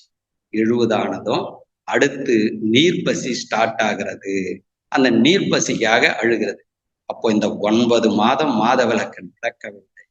உணவு அந்த குழந்தைக்கு 9 மாதம் அந்த 9 மாதம் மாதவிலக்கு எல்லாம் குழந்தையின் உடலாக மாறுகிறது. என்னுடைய உடல் என்பது என் தாயினுடைய மாதவிலக்குங்க. என்னுடைய உடல். புரியுதுங்களா? இதை புரிந்து கொள்ளுங்க. பெண்மைத்தன்மை என்பது எவ்வளவு உயர்ந்த நிலை என்பது அடுத்து போற சப்ஜெக்ட் பாரு. குழந்தை பிறந்ததும் மருத்துவமனையில் 10 பேர் பெண்கள் பிரசவத்துக்காக இருக்கார்கள். ஒருத்தருக்கு குழந்தை பிறந்தது. அந்த குழந்தை பசிக்காக நீர் பசிக்காக அழுத்ததும் 2 தாய்க்கு 2 மார்பில் குறைந்து போயிருக்கும். மார்பில் ஒரு சொட்டு பால் வராது. புரியுதுங்களா? குழந்தை பிறப்பதற்கு முன்பு பால் எடுக்க முடியாது. அந்த பசி உணர்வு போய் இந்த மார்பில் அடிக்கும். அடித்ததும் அந்த ஒரு தாய்க்கு மட்டும் அந்த உறைந்து போனது கரைய ஆரம்பிக்கும். புரியுதுங்களா? உறைந்தது கரைந்தது என்று காலத்தில் பாடம் நடத்துவேன். அப்போ அந்த மார்பில் அடித்ததும் பால் அப்படியே கரைய ஆரம்பிக்கிறது. கரைய ஆரம்பித்து பால் சுரக்கும். அப்பதான் அந்த குழந்தைக்கு தாய்ப்பால் கொடுத்ததும் தாய்ப்பாலை குடிக்கிறது. எவ்வளவு பெண் தெய்வம் பார்த்தீங்களா? எவ்வளவு ஒரு படைப்பில் பெண்ணை எப்படி படைச்சிருக்காரு பாரு. சரிங்களா? அந்த பாலை குடித்து கொண்டு வருகிறது. இப்போ 80 பசியாக மாறியதும் ஒரு வருடத்தில் ஒரு 6 மாசம் 8 மாதம் வைத்து அது புள்ளி விவரமா நடத்த முடியாது. ஒரு காலம் குழந்தை பசி பெருகியதும் நீர் பசியில் பற்றாக்குறை வருகிறது. அப்பதான் தாய் முதல் அறுசுவையை ஊட்டுகிறார்கள். நெய் சாதம், பருப்பு சாதம், இது அதுன்னு போட்டுறாங்க. ஊட்டிட்டு ஒரு 1/2 இட்லி 1 இட்லி போட்டுறாங்க. ஒரு குழந்தை 2 வயசானதும் அந்த குழந்தை பாத்தீங்கன்னா 1.5 இட்லி 2 இட்லி சாப்பிடும். இன்னும் பசி பெருக ஆரம்பித்து விட்டது. 90 வயசு, இது 90 பசிக்கு வந்துடுச்சு. வந்ததும் அப்போ ஒரு குழந்தை 4 இட்லி 5 இட்லி சாப்பிடும். இன்னும் பருவ வயசு வருகிறது. பசி பெருக ஆரம்பித்து விட்டது. 100வை தொடுகிறது பசி. 18 வயதில் 20 வயதில் அந்த ஒரு பசியாக இருந்தது 100 பசியாக மாறியதும் 10 இட்லி சாப்பிட்றாங்க, 6 இட்லி சாப்பிட்றாங்க, 8 இட்லி சாப்பிட்றாங்க. ஒரு ஆள் 10 இட்லி சாப்பிடுனால் பசி பெருகி விட்டது. இந்த உடலில் என்ன நடந்திருக்கு? பசி பெருகி இருக்கிறது. அததான் ஐயா சொல்லுகிறார், பசியை பெருக்க கற்றுக்கொள்ளுங்கள், பசியை பெருக்க கற்றுக்கொள்ளுங்கள் அப்படின்னு சொல்றாரு. புரியுங்களா? அப்ப பசி பெரியதும் பருவ வயசில் 10 இட்லி சாப்பிட்றாங்க. அதே மனிதன் 90 வயது ஆகிறது. இப்போ உடலில் என்ன நடக்கிறது என்றால் பசி தடைபடுகிறது. ஆழ்ந்து சிந்திக்க வேண்டும் மக்கள்களே இந்த சப்ஜெக்டை. பசி தடைபடுக ஆரம்பிக்கிறது. 10 இட்லி சாப்பிட்ட மனிதர் 80 வயதில் 90 வயதில் அப்படியே பசி கொஞ்சம் கொஞ்சமாக குறைந்து 2 இட்லி சாப்பிடுகிறார்கள். குழந்தை பருவத்திற்கு வந்து விட்டார்கள். எல்லாரும் சொந்தக்காரெல்லாம் போய் பார்க்கறாங்க. பார்த்துட்டு நல்லா சாப்பிட்டு இருந்தாருங்க. படிப்படியா பசி குறைஞ்சு இப்ப 2 இட்லி தாங்க சாப்பிட்றாரு. உடம்பு முடியலங்க இப்போ அப்படின்னு எல்லாரும் சொன்னாங்க. நல்லா ஆக்டிவா இருந்தாருங்க. பசி பெருகிறவர்கள் நல்ல எனர்ஜியா இருந்தாருங்க. பசி குறைந்ததும் உடலில் வலிமை கொஞ்சம் சொல்றாங்க. வெளியே கூட போக மாட்டேன்றாங்க, வீட்லயே இருக்கிறாங்கன்னு வீட்டுல இருக்கிறவங்க எல்லாரும். சரி, அப்படியே பசி குறைந்ததும் அப்படியே வீட்லயே அமர்ந்துடுறாரு. எல்லாரும் வந்தவங்களா பார்த்துட்டு போயிடுறாங்க. இன்னொரு 15 நாள் கழிச்சு வந்து கம்ப்ளீட்டாக அறுசுவை பசி தடைப்பட்டு விட்டது. தடைப்பட்டு விட்டு வெறும் நீர் பசியில் ஓடிக்கொண்டிருக்கிறது. அவ்வளவுதாங்க, அறுசுவை பசி தடைப்பட்டு விட்டதுங்க. சரிங்களா? பசி குறைந்ததும் நோய்கள் பெருக ஆரம்பிக்கும். ஐயா சொன்னது புரிதல்ல? பசியை பெருக்கணும்னு சொன்னதுக்கு பாருங்க, நோய்க்கு மட்டும் பாருங்க சப்ஜெக்ட். நோய்கள் உடலில் பெருக ஆரம்பிக்குது. பசி குறைந்து விட்டால் நோய்கள் ஆதிக்கம் செய்ய ஆரம்பிச்சுவிடும் உடலில். புரியுதுங்களா? அப்போ அப்படியே நீர் பசி எல்லாரும் ஒரு 15 நாள் கழிச்சு வந்து பாக்குறாங்க. போன முறை வரும்போதாவது 2 இட்லி சாப்பிட்டாரு. இந்த முறை அந்த 2 இட்லி கூட சாப்பிடல, வெறும் ஜூஸு, அடுத்து தேனு, சுட தண்ணில தேன் கலந்து கொடுக்குறாங்க, பால் கொடுக்குறாங்க, இதை மட்டும் சாப்பிட்டுங்கிறார். இப்போ எந்த பசியில் அவர் வாழுகிறார்? அறுசுவை பசி ஸ்டார்ட் குறைஞ்சிட்டு இப்போ நீர் பசியில் வாழ்ந்து கொண்டு இருக்கிறார். எல்லாரும் வந்து பாக்குறாங்க. பார்த்துதான் நிதானமா பேசுறாரு, 1 2 சொல்றாரு, பேசுறாரு. போயிட்டு வாங்க அப்படின்னு நாங்க எல்லாரும் போயிட்டு வரேன். பசங்க எல்லாம் சொல்றாங்க, பொண்ணு பையன் பேரனை போயிட்டு வரேன்னு சொல்றாங்க. எல்லாருக்கும் சொல்றாரு, சரி போயிட்டு வாங்கன்னு. சரி போயிட்டு இன்னும் ஒரு 15 நாள் கழித்து திருப்பி பார்க்கலான்னு வராங்க. கம்ப்ளீட்டாக நீர் பசி தடைபட்டு விட்டது. 2 பசி தடைபட்டுச்சுங்க. அறுசுவை பசி தடைபட்டுச்சு, நீர் பசி தடைபட்டு விட்டது. இப்போ வெறும் அந்த பஞ்சபூத பசி, வாய் வழியாக போகின்ற 2 உணவும் தடைபட்டதும் அந்த 2 பசியும் பலவீனமாகி விட்டது. நோய்கள் பெருகுகிறது. இப்போ மூக்கின் மூலயமாக மட்டும் உணவு உள்ள போகுது. சுவாச பசி மட்டும் ஓடிக்கொண்டிருக்கிறது. அந்த சுவாச பசி மூலயமாக எல்லாரும் வந்து பாக்குறாங்க. ஆன்றது கண்ணை துறக்க முடியவில்லை, பேசுவது காது கேட்கவில்லை, பேசுவது புரியவில்லை, புலன்கள் அனைத்தையும் பசி சுருக்கி விட்டது. அதுக்கு முன்னாடி வாயில் பேசுவார், மூக்கில் வாசனைகளை கண்டுபிடிப்பார், வீட்டுல என்ன சமைக்கிறாங்கன்றது கூட அவருக்கு தெரியாது.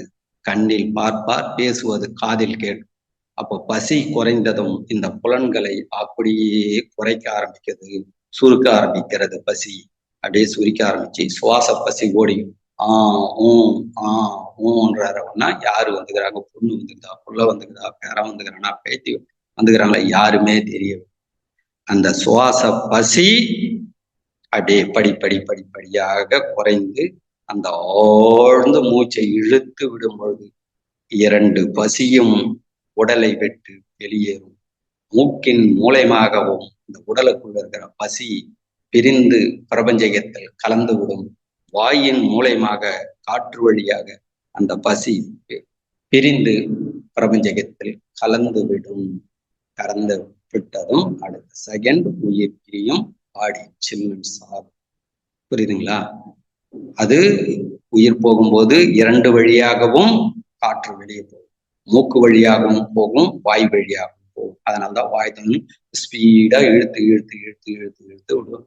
இதெல்லாம் நான் நேரடியாக பக்கத்தில் இருந்து உயிர் போனதை கவனித்து இதெல்லாம் ஆராய்ச்சி பண்ணிட்டு தாங்க பேசுறேன். ஏதோ சும்மா மனசுக்கு அப்படியே மைண்டுக்கு வந்தது ஏதோ அடிச்சு தள்ளி இல்லைங்க.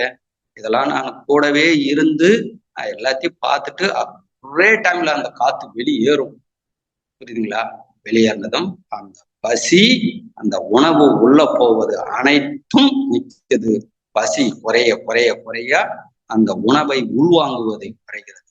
அறுசுவை பசியும் பஞ்சபூத பசியும், மண்ணு நீரு நெருப்பு காற்று பஞ்சபூத பசியும், இனிப்பு கசப்பு துவர்ப்பு புள்ளி உப்பு காரம் அறுசுவை பசியும், இந்த 11 பசிகளும் உடலை விட்டு வெளியேறியதும் இந்த உடல் சின்ன சாகிறது. இந்த உடலில் உயிர் பிரிந்தது. 10 மணி நேரத்தில் இந்த உடல் சிதைய ஆரம்பிக்கும். எப்படி? இது வெறும் இந்த உடல் அழுகலைங்க. புரியுதுங்களா? இந்த உடலை எதனாலையும் அசைச்சு பார்க்க முடியவில்லை. இந்த உடலில் உள்ள ஆதி பசி, ஆதி உண்மை என்பது பசி இந்த உடலை பாதுகாத்தது. அந்த பசி வெளியேறியதும் 10 மணி நேரத்தில் இந்த உடல் அழுக ஆரம்பிக்கிறது, சிதைய ஆரம்பிக்கிறது, ஸ்மெல் வர ஆரம்பிக்கிறது. புரியுதுங்களா? நாத்தம் அடிக்க ஆரம்பிக்கிறது. புரியுதுங்களா? எல்லாமே வருது. அடக்கலம் செய்து விடுகிறார்கள். அதுக்குள்ள இருந்து ஐஸ் பாக்ஸை வச்செல்லாம் கொஞ்சம் டைமிங் சொந்தக்கார வரலன்னா கொஞ்சம் லேட்டு இம்ப்ரூவ்மெண்ட் பண்ணுவாங்க. ஆனா சிதைதல் தான் சிதைய ஆரம்பிக்கிறது. அந்த சிதைக்கும் பொழுது அதுக்குள் அதை சிதைய வைக்கிற பசி என்பது அடுத்த நிகழ்ச்சிக்கு பார்க்கும். புரியுதா? இப்போ ஆக்கவும் செய்தது, அழிக்கவும் செய்தது பசிதானே. உங்களை உருவாக்கியது பசிதானே, உங்களை அழித்ததும் பசிதானே. அப்ப பசி இருக்கிற வெறும் மனிதர்கள் மட்டுமல்ல, எல்லா ஜீவராசிகளும் உயிர் வாழும். இதுதான் ஆதிநிலை.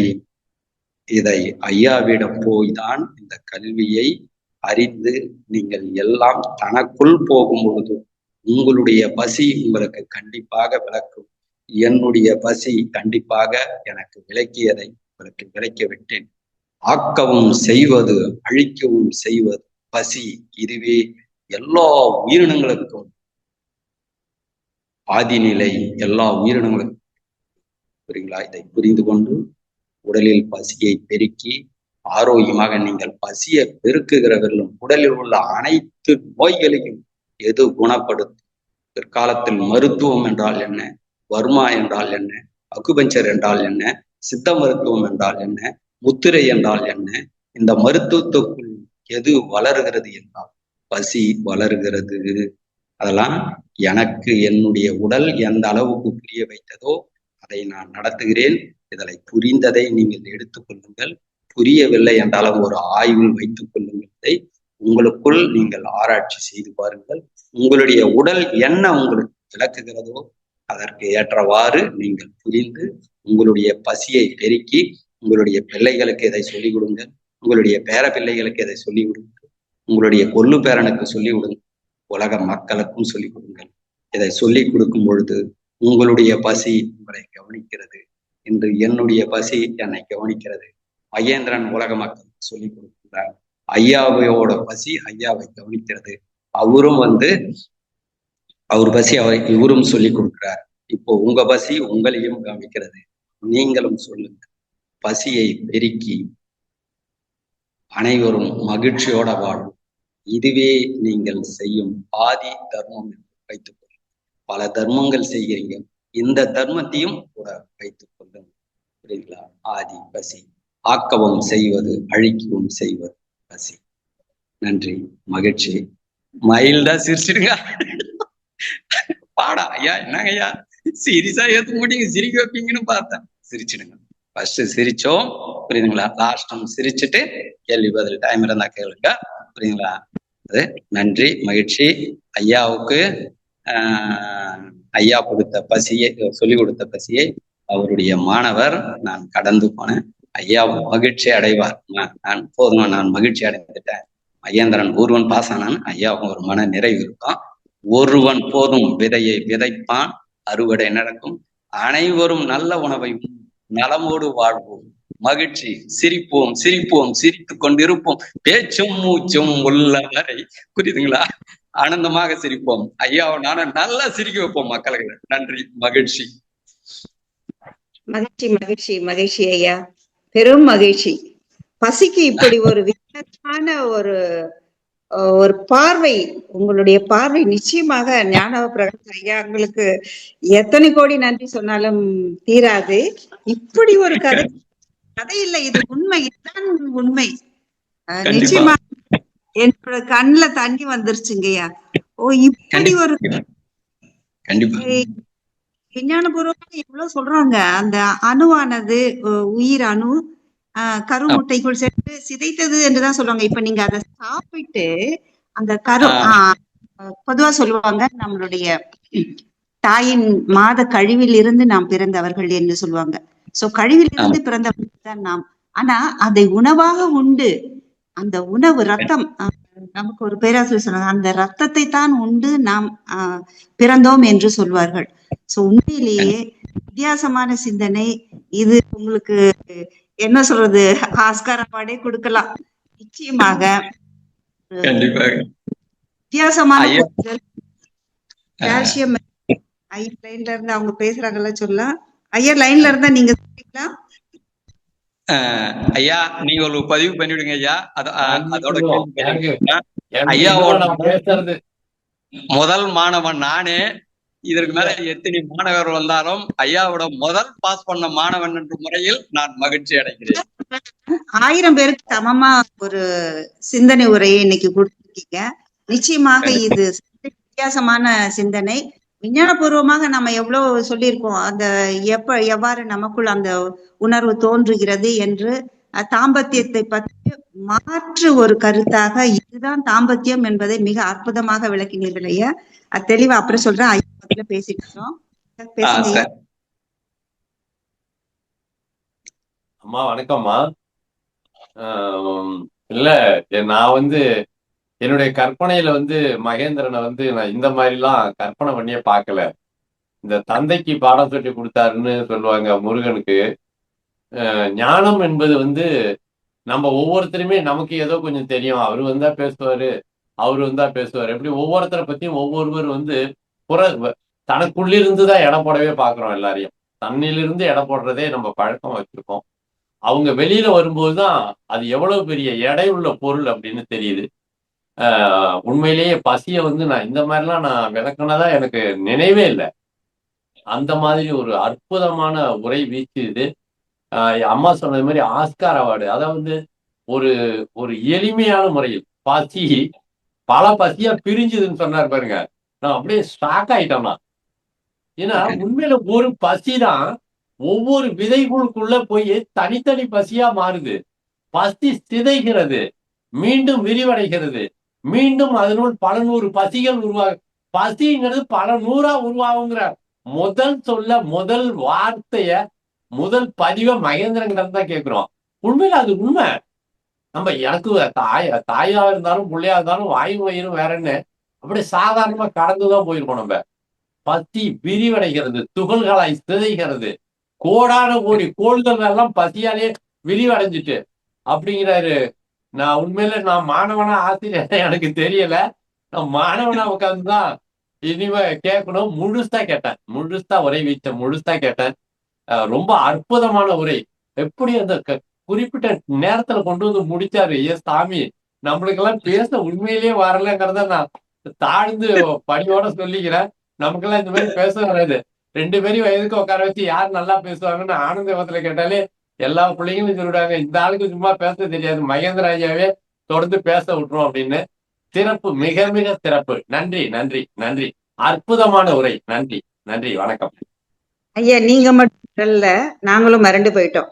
இந்த ஒரு படிக்காத மேதைக்குள் இவ்வளவு பொக்கிஷங்கள் புதைந்து இருக்கிறதா என்பது இந்த நேரத்துல எனக்கு இவர் ஆரம்ப அந்த அணு உயிரிலிருந்து துவங்கியதிலிருந்து இறப்பு வரை வரக்கூடிய அந்த பசியை ஐயா சொன்னது உண்மையிலேயே நீங்க சொல்றதையும் நாங்க கேட்டிருக்கோம்.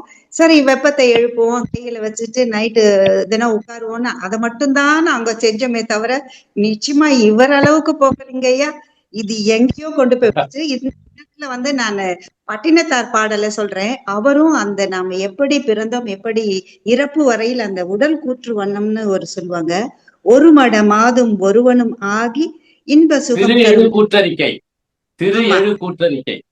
அதுல அன்பு பொருந்தி உணர்வு கலந்து ஒழுகிய விந்து உரு சுரோனிதம் மீது கலந்து பணியில் ஓர் பாதி சிறு துளி மாது பண்டியில் புகுந்து திரண்டு பதும அரும்பு கமடம் இதென்று பார்வை மெய் வாய் செவி கால்கை. இது படிச்சா இன்னும் போயிட்டே இருக்கும் இல்லையா? அந்த பாடல் முடிஞ்சா பட்டினத்தாருடைய பாடல் படிங்க எல்லாரும். அது அந்த நம்ம ஓரணு உயிரில் இருந்து இறப்பு வரை அது கொண்டு செல்லும். அதே மாதிரி இன்னைக்கு ஐயாவுடைய ஸ்பீச்சு அப்படிதான் இருந்துச்சு. அந்த பசி எவ்வாறு பெருகுகிறது அந்த கரு முட்டைக்குள். அதை உண்டு 20 ஆகி 30 ஆகி 9 ஆகி ஒவ்வொரு மாதமும் சென்று அங்க கருவு பைக்குள்ள பசி போறாம வெளியில இந்த பூமி தாய்க்குள்ள அதப்ப பெரிய ஒரு சகாப்தம். இது வரலாறுங்க. நிச்சயமா நம்முடைய ஒரு வரலாறு இருக்கிறதா என்று இன்றைக்குத்தான் யோசிச்சோம். உண்மையிலேயே பசி மகேந்திரன் ஐயா, பாராட்டுக்கள். நிச்சயம் அன்பர்கள் எல்லாரும் என்ன சொல்றாங்கன்னு கேட்கலாம். நான் இதுக்கு மேல பேச விரும்ப, ஏன்னா வயசு ஆகி அங்கேயும் அந்த பஞ்சபூத தடை ஏற்பட்டு கடைசியில நீரை உண்றாங்க. யதார்த்தமா நானும் சந்திச்சிருக்கேன், நீங்களும் பார்த்து அதை ஆராய்ச்சி பண்ணிருக்கீங்க. உண்மையிலே உணர்ந்து என்னுடைய அம்மா அப்பா கணவர் எல்லாருடையுமே உறவினர்கள் அத்தனை பேருக்குமே நான் அதேனோ எனக்கு அந்த நேரத்துல கொண்டு போய் விட்டு இதை உணர்ந்து இது என்னடா வாழ்க்கை அப்படின்னு ஒரு நிலைமைக்கு ஒரு ஒரு சூழல்ல தான் இப்ப இருக்கேன். உண்மையிலேயே அந்த பஞ்சபூத பசியும் அறுசுவை பசியும் அடங்கி, நீர் பசியும் அடங்கி, சுவாச பசியும் மட்டும் கடைசியா இருந்து ஆழ்ந்த மூச்சு இழுத்து விட்டு அது கடைசியில போய் சேருது என்பது உண்மையாகவே நாங்க சுடலைக்குள்ளே போய்விட்டோங்க ஐயா. இது தனி சப்ஜெக்ட். நிச்சயமாக வாழ்த்துக்கள், மகிழ்ச்சி. ஏன்னா நம்மளுடைய உண்மை நிலை இதுதான் என்று புரிய வைத்தீர்கள் ஐயா. இது புரியாத நிச்சயமா எல்லாருமே புரிஞ்சிருக்கோம். டெஃபினட்டா. நன்றி நன்றி நன்றி ஐயா. அவர்களை வாழ்த்துவோம். அனைவரும் ரொம்ப அருமையா இருக்கும். இந்த ஜனவரி 1 ஸ்டார்ட் பண்ணிக்கிறோம். அடுத்து ஜனவரி 1 உங்களுடைய உடலில் சுரக்கிற ரசாயன மாற்றமே வேற. அது அற்புதமா இருக்கும். ஒரு வருஷத்துல மேம்பட்டுருவீங்க. பசி உங்களுக்கு எல்லாம் அள்ளி அணைக்கும். விடவே விடாது. பசி எப்பொழுதும் விடாது. தூய்மைப்படுத்திக் கொண்டே இருப்போம். நிச்சயமா. ஒரு தாழ்வான வேண்டுகோள், நீங்க படிக்காதவன் என்பதை மட்டும் சொல்லாதீங்கய்யா. இதுக்கு கூட ஒரு பெரிய விஞ்ஞானி, எந்த விஞ்ஞானியும் உங்க முன்னாடி நிக்க முடியாது. கால்சியமும் மெக்னீசியமும் என்னன்னு சொல்ல ஆரம்பிச்சிங்க. பகல் இரவு தாய் தந்தை எப்பப்பா இது எங்க இருந்து கொட்டுது. ஒரு சமயம் ஞானப்பிரகாச ஐயா கிட்ட இருந்து வந்துச்சோ அப்படின்னு தான் எனக்கு தோணுச்சு. அது மகிழ்வோடு இந்த நிகழ்ச்சி அப்படியே எனக்கு குறிப்பா எழுத முடியலைங்க. அப்படியே உள்வாங்கிட்டேன். உள்வாங்கத்தான் முடிஞ்சது. இந்த உடல் சிதையா எப்பப்பா. அதுக்கப்புறம் அழுகுது பாருங்க. சொன்ன மாதிரி அழுக. இது பசி இருந்தவரை அழுகவில்லை. அந்த பசி என்பது துளைந்த பிறகு உடல் அழுக ஆரம்பிக்கிறது. ஆதி பசி இது வரைக்கும் காத்தது. பசி வெளியேறியதும் நம்முடைய உடம்பு சிதைகிறது, நாற்றம் அடிக்கிறது. என்ன ஒரு தத்துவம் ஐயா.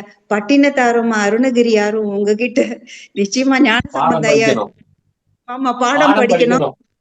ஆமா ஆமா, நம்ம ஐயா மிரண்டுட்டாருன்னும் போது நிச்சயமா ஒரு சந்தோஷம். இது மகிழ்ச்சியாவும் இருக்கு, அதே சமயம் ரொம்ப யோசிக்க வைக்குதுங்க ஐயா. நன்றி. இந்த தாம்பத்தியத்துக்கும் அதனுடைய உள் புரிதலுக்கும் ஒரு விஞ்ஞான விளக்கம். இது நிச்சயமா விஞ்ஞானிகளுக்கு கூட தெரியும். அத வேற விதமாவும் அவங்க சொல்லுவாங்க. பட் நமக்கு எங்களுக்கு புரியக்கூடிய வகையில் சொன்னீங்க. மிக்க மிக்க மிக்க மிக்க நன்றி நன்றி நன்றி நன்றி, கோடான கோடி நன்றி. வாழ்க வளமுடன் ஐயா. அவர்களை அனைவரும் தவ நிலையில் இருந்து வாழ்த்துவோம்.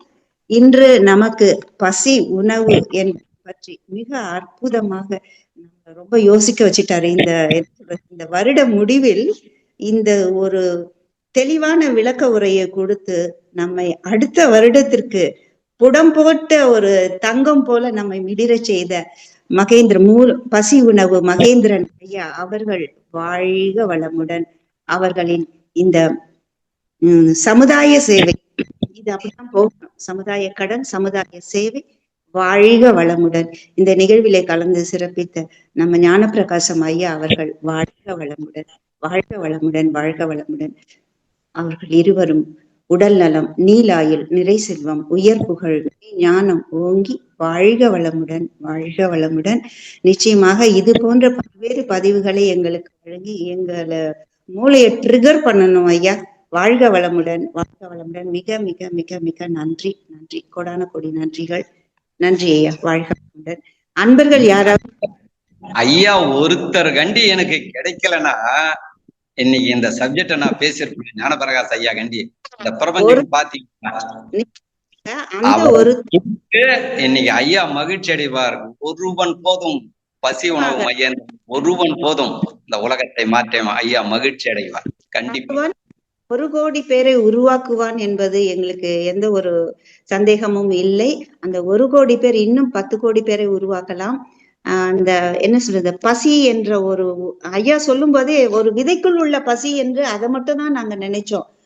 புல்ல ஆடு குழி திங்குது, இப்படி ஒன்றொன்றும் மாறி அந்த பசி எப்படி மாற்றம் அடைகிறது என்பதை மிக அற்புதமாக விளக்கினீர்கள். ஐயாவும் அதை சொல்லியிருக்காங்க. ஆனா எங்க மரமண்டைக்கு அது ஏறல. ஒரே ஒருவன் மட்டும் உணர்ந்து அதை பசி உணவு மகேந்திரன் உணர்ந்து அதை ஆசிரமமாக கட்டி அங்க உங்களுடைய ஆசிரமத்துல என்ன நடக்குதுங்கிறதையும் எங்களுக்கு சொல்லுங்கய்யா. கொஞ்சம் தெளிவான விளக்கம் கிடைக்கும். மிக்க நன்றி. கமலவேணி அம்மா, உங்களுடைய நீங்க பேசலாமா? வாழ்க வளமுடன் ஐயா. நன்றி ஐயா. ஐயா இன்னைக்கு நேரடியா வந்து கிளாஸ் அட்டன் பண்ணதுக்கு ரொம்ப மனமார்ந்த நன்றி, மகிழ்ச்சிங்க ஐயா. எனக்கு வழிகாட்டுதலுக்கு இருந்த ஐயா நன்றி தெரிவிச்சார். முடிவு தன்னுடைய மாணவன் இவ்வளவு ஒரு முன்னேற்றத்தில் இருக்கிறான் என்று ஒரு தாயின் உள்ள குறிப்போட இருப்பாங்க ஐயான்னு நினைக்கிறேன். சந்தோஷம் ஐயா. நீங்க லீவா இருந்தனால ஆகலாம் ஐயா. நன்றி. வாழ்க வளமுடன். ஐயா ரொம்ப பிஸியா இருக்காரு. ஒவ்வொரு முறையும் நான் பேசும்போது அவங்க அம்மா நான் இங்கதான் இருக்கேன். நான் ஒவ்வொரு வரியும் கட்டிட்டு இருக்கேன், ஒரு வார்த்தையும் கட்டிட்டு இருக்கேன். சொல்ல முடியாத குறிப்பு. நன்றி. இந்த பிரபஞ்சமா உங்களை இன்னைக்கு கொஞ்சம் ஃப்ரீயா விட்டுருக்குன்னு நினைக்கிறேன். நன்றி. கமலவேணி அம்மா பேசலாம். நன்றிங்கம்மா ஐயா. வாழ்க வளமுடன் ஐயா. நன்றி. ஞானபிரகாஷ் ஐயா, வாழ்க வளமுடன் ஐயா. ஐயா இன்னைக்கு உங்களுடைய இந்த உரை வந்து ரொம்ப சிறப்பா இருந்ததுங்க ஐயா. சரி. நிறைய விஷயம் எங்களுக்கு ஐயா. நம்ம வந்து பிறப்புல இருந்து இறப்பு வரைக்குமே நீங்க வந்து சொல்லி முடிச்சிட்டீங்க. அது ரொம்ப தெளிவா இருந்ததுங்க. அதனால நான் வந்து யாரும் கேள்வி கேட்க முடியல. ரொம்ப தெளிவா புரிஞ்சதுனால சந்தேகம் அப்படின்னு ஒண்ணும் இல்லை. உங்களுக்கு வந்து நன்றி சொல்றதுதாங்க ஐயா நான் பேசுறேன். ரொம்ப நன்றிங்க ஐயா. உங்களுடைய இந்த சேவை வந்து தொடரணும். எங்க தமிழ் ஆனந்த யோகத்துல அடுத்தடுத்து நீங்க வந்து நீங்க நிறைய கொடுக்குறேன்னு சொல்லியிருக்கீங்க. எல்லா சப்ஜெக்டையும் நீங்க கொடுக்கணும்னு நான் வேண்டி விரும்பி கேட்டுக்கிறேங்க ஐயா. ஒரு வருடம் ஓடும். வருஷம் அற்புதமா வாழ்வுங்க. கண்டிப்பா சொல்றேன். உங்களுடைய குழந்தைகள், உங்களுடைய பிள்ளைகள், உங்களுடைய பேர பிள்ளைகள் அனைவரும் நலமோடு வாழ்வார்கள். பசியை பெருக்கிற. சரிங்க ஐயா. ரொம்ப சந்தோஷங்க ஐயா. நன்றிங்க ஐயா. அப்புறம் நீங்க சிரிக்க சொன்னீங்க ஐயா. அதுவே ரொம்ப சந்தோஷமா இருக்குங்க ஐயா. உங்களுடைய சிரிப்பான அந்த முகமும் ரொம்ப அற்புதமா இருக்குங்க ஐயா. வாழ்க வளமுடன்ங்க ஐயா. வாழ்க வளமுடன். நன்றி. நன்றிங்க ஐயா. ஏன்னா அது இறைநிலை. அது தன்னை உணர சிரிக்க வேண்டும். சிரித்து மற்றவரையும் மகிழ்விக்க வேண்டும். இப்ப எனக்கு அடிக்கடி ஐயா சொன்னது நீர் வேளாண்மையில பரப்பு உயர நீர் உயரும், நீர் உயர நெல் உயரம், நெல் உயர குடி உயரம், குடி உயர கோல் உயரும், கோல் உயர கோன் உயர்வான் அப்படின்ற அந்த வார்த்தை எனக்கு ரொம்ப எப்பவுமே கொஞ்சம் டச்சா இருக்கும். அது மாதிரி இன்னைக்கு நீங்க பசி பசி பசி பசி பசி பசி என்றால் என்ன, அந்த பசி எத்தனை விதமான மாயாஜாலங்களை செய்து கொண்டு வருகிறது என்பதை மிக சிறப்பாக எடுத்துரைத்தீர்கள். இது கொஞ்சம் சற்றே எல்லாரையுமே யோசிக்க வைத்து உண்மையிலே எங்க மூளை குழப்பிதான் போச்சுங்கய்யா. நன்றி. படிக்காத மேதை.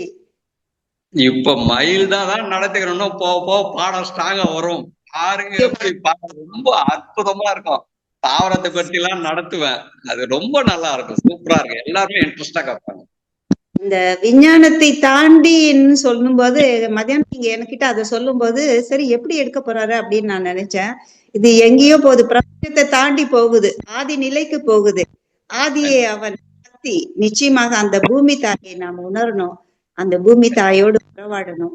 ஆதியும் அந்தமும் சக்தியும் இயக்கமும் நமக்குள் இருக்கிறது என்பதை நாம் உணர்ந்து மிகச் சிறப்பாக அந்த பிறப்பு இறப்பு நிச்சயமாக எல்லோரும் உணர்ந்த கூடியது.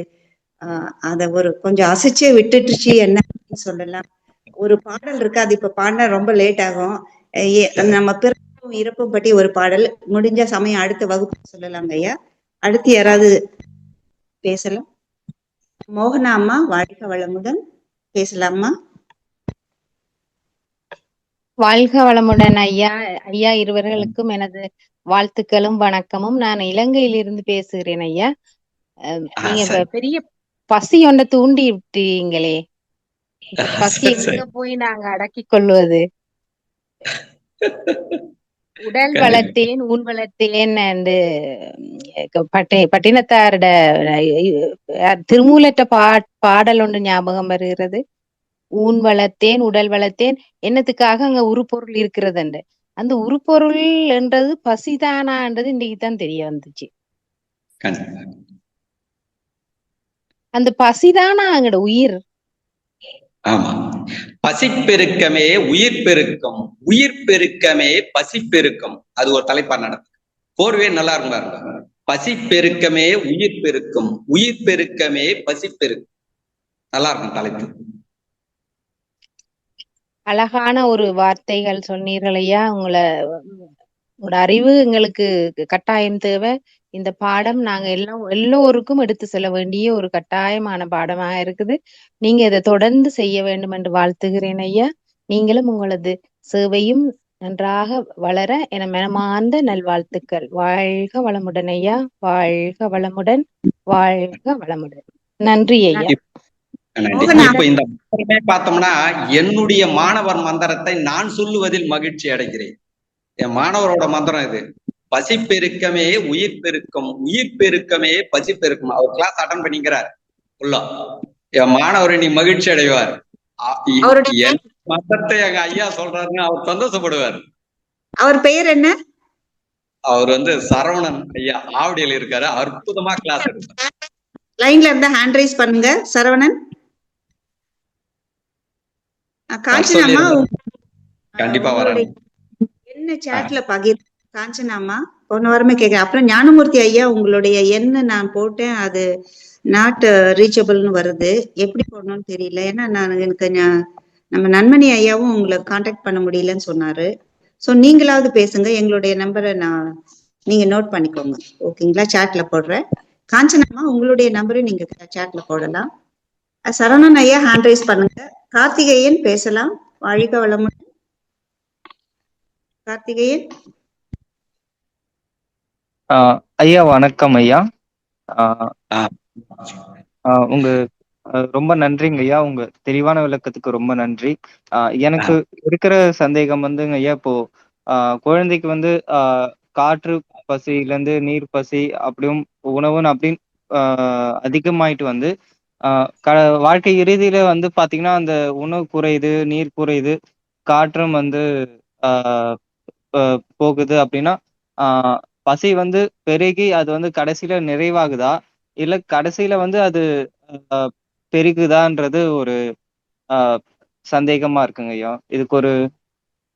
இது எப்படி புரிஞ்சுக்கிறதுங்க ஐயா? கடைசியில வந்து நிறைவாகுதா, பசி வந்து பெருகி போகுதுங்களா? அதாங்க ஐயா, பசி பெருகும் அதெல்லாம் பின்னாடி நடத்துறாங்க ஐயா. இது வந்து பெரிய சப்ஜெக்ட். இப்போ துவரைக்குள்ள பசி எப்படி இருக்கு, காராமணிக்குள்ள எப்படி இருக்கு, கத்திரிக்காவுக்குள்ள எப்படி இருக்கு, ஆலமரத்துக்குள்ள எப்படி இருக்கு, அத்தி மரத்துக்குள்ள எப்படி இருக்குன்னு நடத்துறேன். நீங்க கேட்டது சிறிய கேள்வி, பதில் பெரிய பதில். கண்டிப்பா நீங்க அப்படியே பயணிச்சுன்னு வாங்க. ஒரு விதைக்குள் ஒரு உயிரோட வாழ்நாளை நிர்ணயிப்பதே பசிதான். இன்னும் பூமியோட பசியை நடத்தல, இன்னும் சூரியனோட பசியை நான் நடத்தல, இன்னும் பிரபஞ்சக பசி இது வந்து அடுத்த ஜனவரி கிட்டதான் நடத்தும். இப்ப மேலோட்டமா நடத்துக்கிறேன், கடந்து உள்ள போலாம், நல்லா இருக்கும். அதுக்காக கண்டிப்பா உங்களுடைய கேள்விக்கு பதில் இருக்கு, கொஞ்சம் பொறுத்துங்க. பெரிய கேள்வி உங்கள்கிட்ட, அது நிறைய பேச வேண்டியது. கண்டிப்பா உங்களுக்கு நான் சொல்லி கொடுக்குறேங்க ஐயா. எல்லாமே எனக்கு அறிந்ததை எல்லாத்தையும் சொல்லி. நன்றி, ரொம்ப நன்றிங்க ஐயா. நன்றிங்க.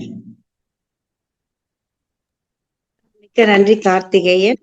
அடுத்ததாக மோகன் ஐயா அவர்கள், வாழ்க வளமுடன். மோகன் ஐயா, நீங்க பேசலாம். வாழ்க வளமுடன். வாழ்க வளமுடன் ஐயா. நன்றி, மகிழ்ச்சிங்க ஐயா. வாழ்க வளமுடன் ஐயா. மோகன் பேசுறேன். ரொம்ப சிறப்பான ஒரு வகுப்புங்க ஐயா. பல விஷயங்களை வந்து இவ்வளவு ஒரு ரகசியம் வந்து ஒரு சாதாரணமா டக்கு டக்கு டக்குன்னு சொல்றீங்க. ஒரு பிரமிப்பா இருந்தது ஐயா, உண்மையிலே ரொம்ப பிரமிப்பா இருந்தது. பிரபஞ்சக முடிவு எடுக்குதுங்க ஐயா, நம்ம ஒண்ணும் பண்ண முடியாது. ரொம்ப சிறப்பா இருக்குங்க ஐயா. ஒரு உயிர் தோன்றி அது மறைகிற வரையும் இந்த பசிதான் காரணம், அந்த பசினாலதான் இந்த உயிர் ஜனிக்குது, முடிவு வரையும் போகுது, காரணம் பசியா இருக்குங்கிறது பெரிய பிரமிப்பா இருக்குங்க ஐயா. ஞானப்பிரகாசம் ஐயா சொல்லுவாங்க, பசியை கிளப்புன்னு. இப்ப அதோட வேல்யூலாம் எங்களுக்கு ரொம்ப ஐயா நிறைய சொல்லுவாரு. இப்ப இது எங்க கனெக்ட் ஆகுது எப்படிங்கிறது தெரியும் போது, ஏன் ஐயா வந்து அதை அடிக்கடி சொல்லிக்கிட்டே இருக்காங்க, அது பண்ணுங்கன்னு. அந்த பசிதான் உயிரை கடந்து வாழ வைக்கிது, போய்கிட்டு இருக்கு, உடம்பு ஆரோக்கியமா வைக்குது. இந்த பசி இருக்கிற வரையும் தான் உயிர் ஜனிக்குதுங்கிறத வந்து மிக தெளிவா புரிய வச்சுட்டீங்க. ரொம்ப அருமையான விளக்கங்க ஐயா, ரொம்ப அருமையான விளக்கம். ரொம்ப நன்றிங்க. நன்றி. நன்றி மோகன் ஐயா. நானுமே பிரமிச்சு இப்பதான் போயிருக்கேன். எல்லாருக்குமே ஒரு அதிர்வு இல்ல அப்படிங்கிற மாதிரி ஆயிப்போச்சு. நிச்சயமாக நன்றி ஐயா, வாழ்க வளமுடன். அடுத்து கேள்வி கேட்க விரும்புகிற நண்பர்கள் கைகளை உயர்த்தலாம். ஐயா வாழ்க வளமுடன். ஐயா கேக்குதுங்களா? கேக்குதுங்க ஐயா. நான் சசிகுமார் பேசுறேங்கய்யா. இந்த பசி உணர்வு ஆசிரமத்தின் செயல்பாடுகள் கொஞ்சம் நம்ம நண்பர்களுக்கு விளக்குங்கய்யா. ஐயா அது இன்னும் கொஞ்ச நாள் ஆகட்டங்க ஐயா. ரொம்ப அது வந்து ஒரே ஒரு ரகசியத்தை வச்சிருக்கேன், அந்த ரகசியத்தை மட்டும் சொல்றேங்க ஐயா. இப்போ ஒரு மகான்கள் ஒரு காலகட்டத்தில் இந்த பிரபஞ்சகம் படைக்கப்படுகிறது, படைத்து அவங்களுக்குன்னு ஒரு அறிவை கொடுக்கிறது. அந்த அறிவை தெளிவாக எல்லாருமே செஞ்சிருக்காங்க. அதுல வந்து இப்போ வள்ளலார் பாத்தீங்கன்னா 21,000 சுவாசங்களை வைத்து அந்த கோவில் வந்து அந்த சங்கிலியை வச்சிருப்பாரு. மனிதனுடைய சுவாசத்தை பிடிக்கிறார் அவர் வந்து இப்போ பாத்தீங்கன்னா திருவண்ணாமலையில பாத்தீங்கன்னா பஞ்சபூதங்கள்ல வச்சது வந்து நெருப்பு, புரியுதுங்களா? இது மாதிரி வந்து ஒவ்வொரு இடத்துல ஒரு ரகசியங்கள் வச்சிருக்கு. நான் கட்டியிருக்கிற ஆசிரமத்துக்கு வந்து என்னன்னா, ஒரு குழந்தை என்பது 10 மாதம் கிடையாது, 12 மாதம். அதெல்லாம் பின்னாடி நடத்துவேன். ஒரு குழந்தை என்பது 364 நாள். இந்த ஜனவரி 1ஆம் தேதி தந்தையின் உடலில் கரு உற்பத்தி ஆச்சுன்னா அடுத்த ஜனவரி 1ஆம் தேதி தாயினுடைய கருவறையிலிருந்து வெளியே ஒரு நாள் கூட எக்ஸ்ட்ரா வராது. ஆனா இதுவரையிலும் மக்கள் வந்து என்ன அப்படின்னா, விஞ்ஞானம் நடத்த நம்ம அப்பா அம்மா சொல்லி கொடுத்துருந்தா நடத்தினாங்க. என்ன அப்படின்னா 10 மாசம் குழந்தை, 10 மாசம் இல்ல 12 மாசம். 10 மாசம் அறிவை அறிந்திருந்தால் அது 10 மாசத்துக்கு தான் கண்டுபிடிச்சிருக்கணும். 12 மாசத்தை எப்படி கண்டுபிடிச்சாங்க? எப்படி 2 மாசம் எக்ஸ்ட்ரா போச்சு? அப்ப 2 மாசம் எக்ஸ்ட்ரா போச்சுன்னா அதுதான் தந்தை. அதனால்தான் 14 வாரம் தந்தையினுடைய உடலில் வளர்கிறது, 38 வாரம் தாயினுடைய கருவறையில் வளர்கிறது. 266 ஒரு 98 கூட்டு பாருங்க, 364 நாள் வரும். இது வந்து என்னன்னா, இந்த ஜனவரி 1ஆம் தேதி சூரியனை பூமி சுத்த ஆரம்பிச்சு அப்படியே ஒரு ரவுண்டு சுத்திக்கின்னு அடுத்த ஜனவரி 1ஆம் தேதி இங்க வந்து நின்னதும் ஒரு குழந்தை முழுமை அடைந்து விடும். இந்த முழுமையின் ரகசியத்தை தான் நாங்க வச்சிருக்கேன். என்னுடைய ஆசிரமத்தை வந்து நீங்கள் சுத்தி வந்து அமைதியாக கண்ணை மூடி அந்த இடத்தில் நீங்கள் தவம் செய்தால் குழந்தை பிறப்புக்கு உதவி செய்யும். என்னுடைய ஆசிரமத்தோட மெஷர்மெண்ட் பாத்தீங்கன்னா 365 ஸ்கொயர் ஃபீட். இதாங்க ஐயா.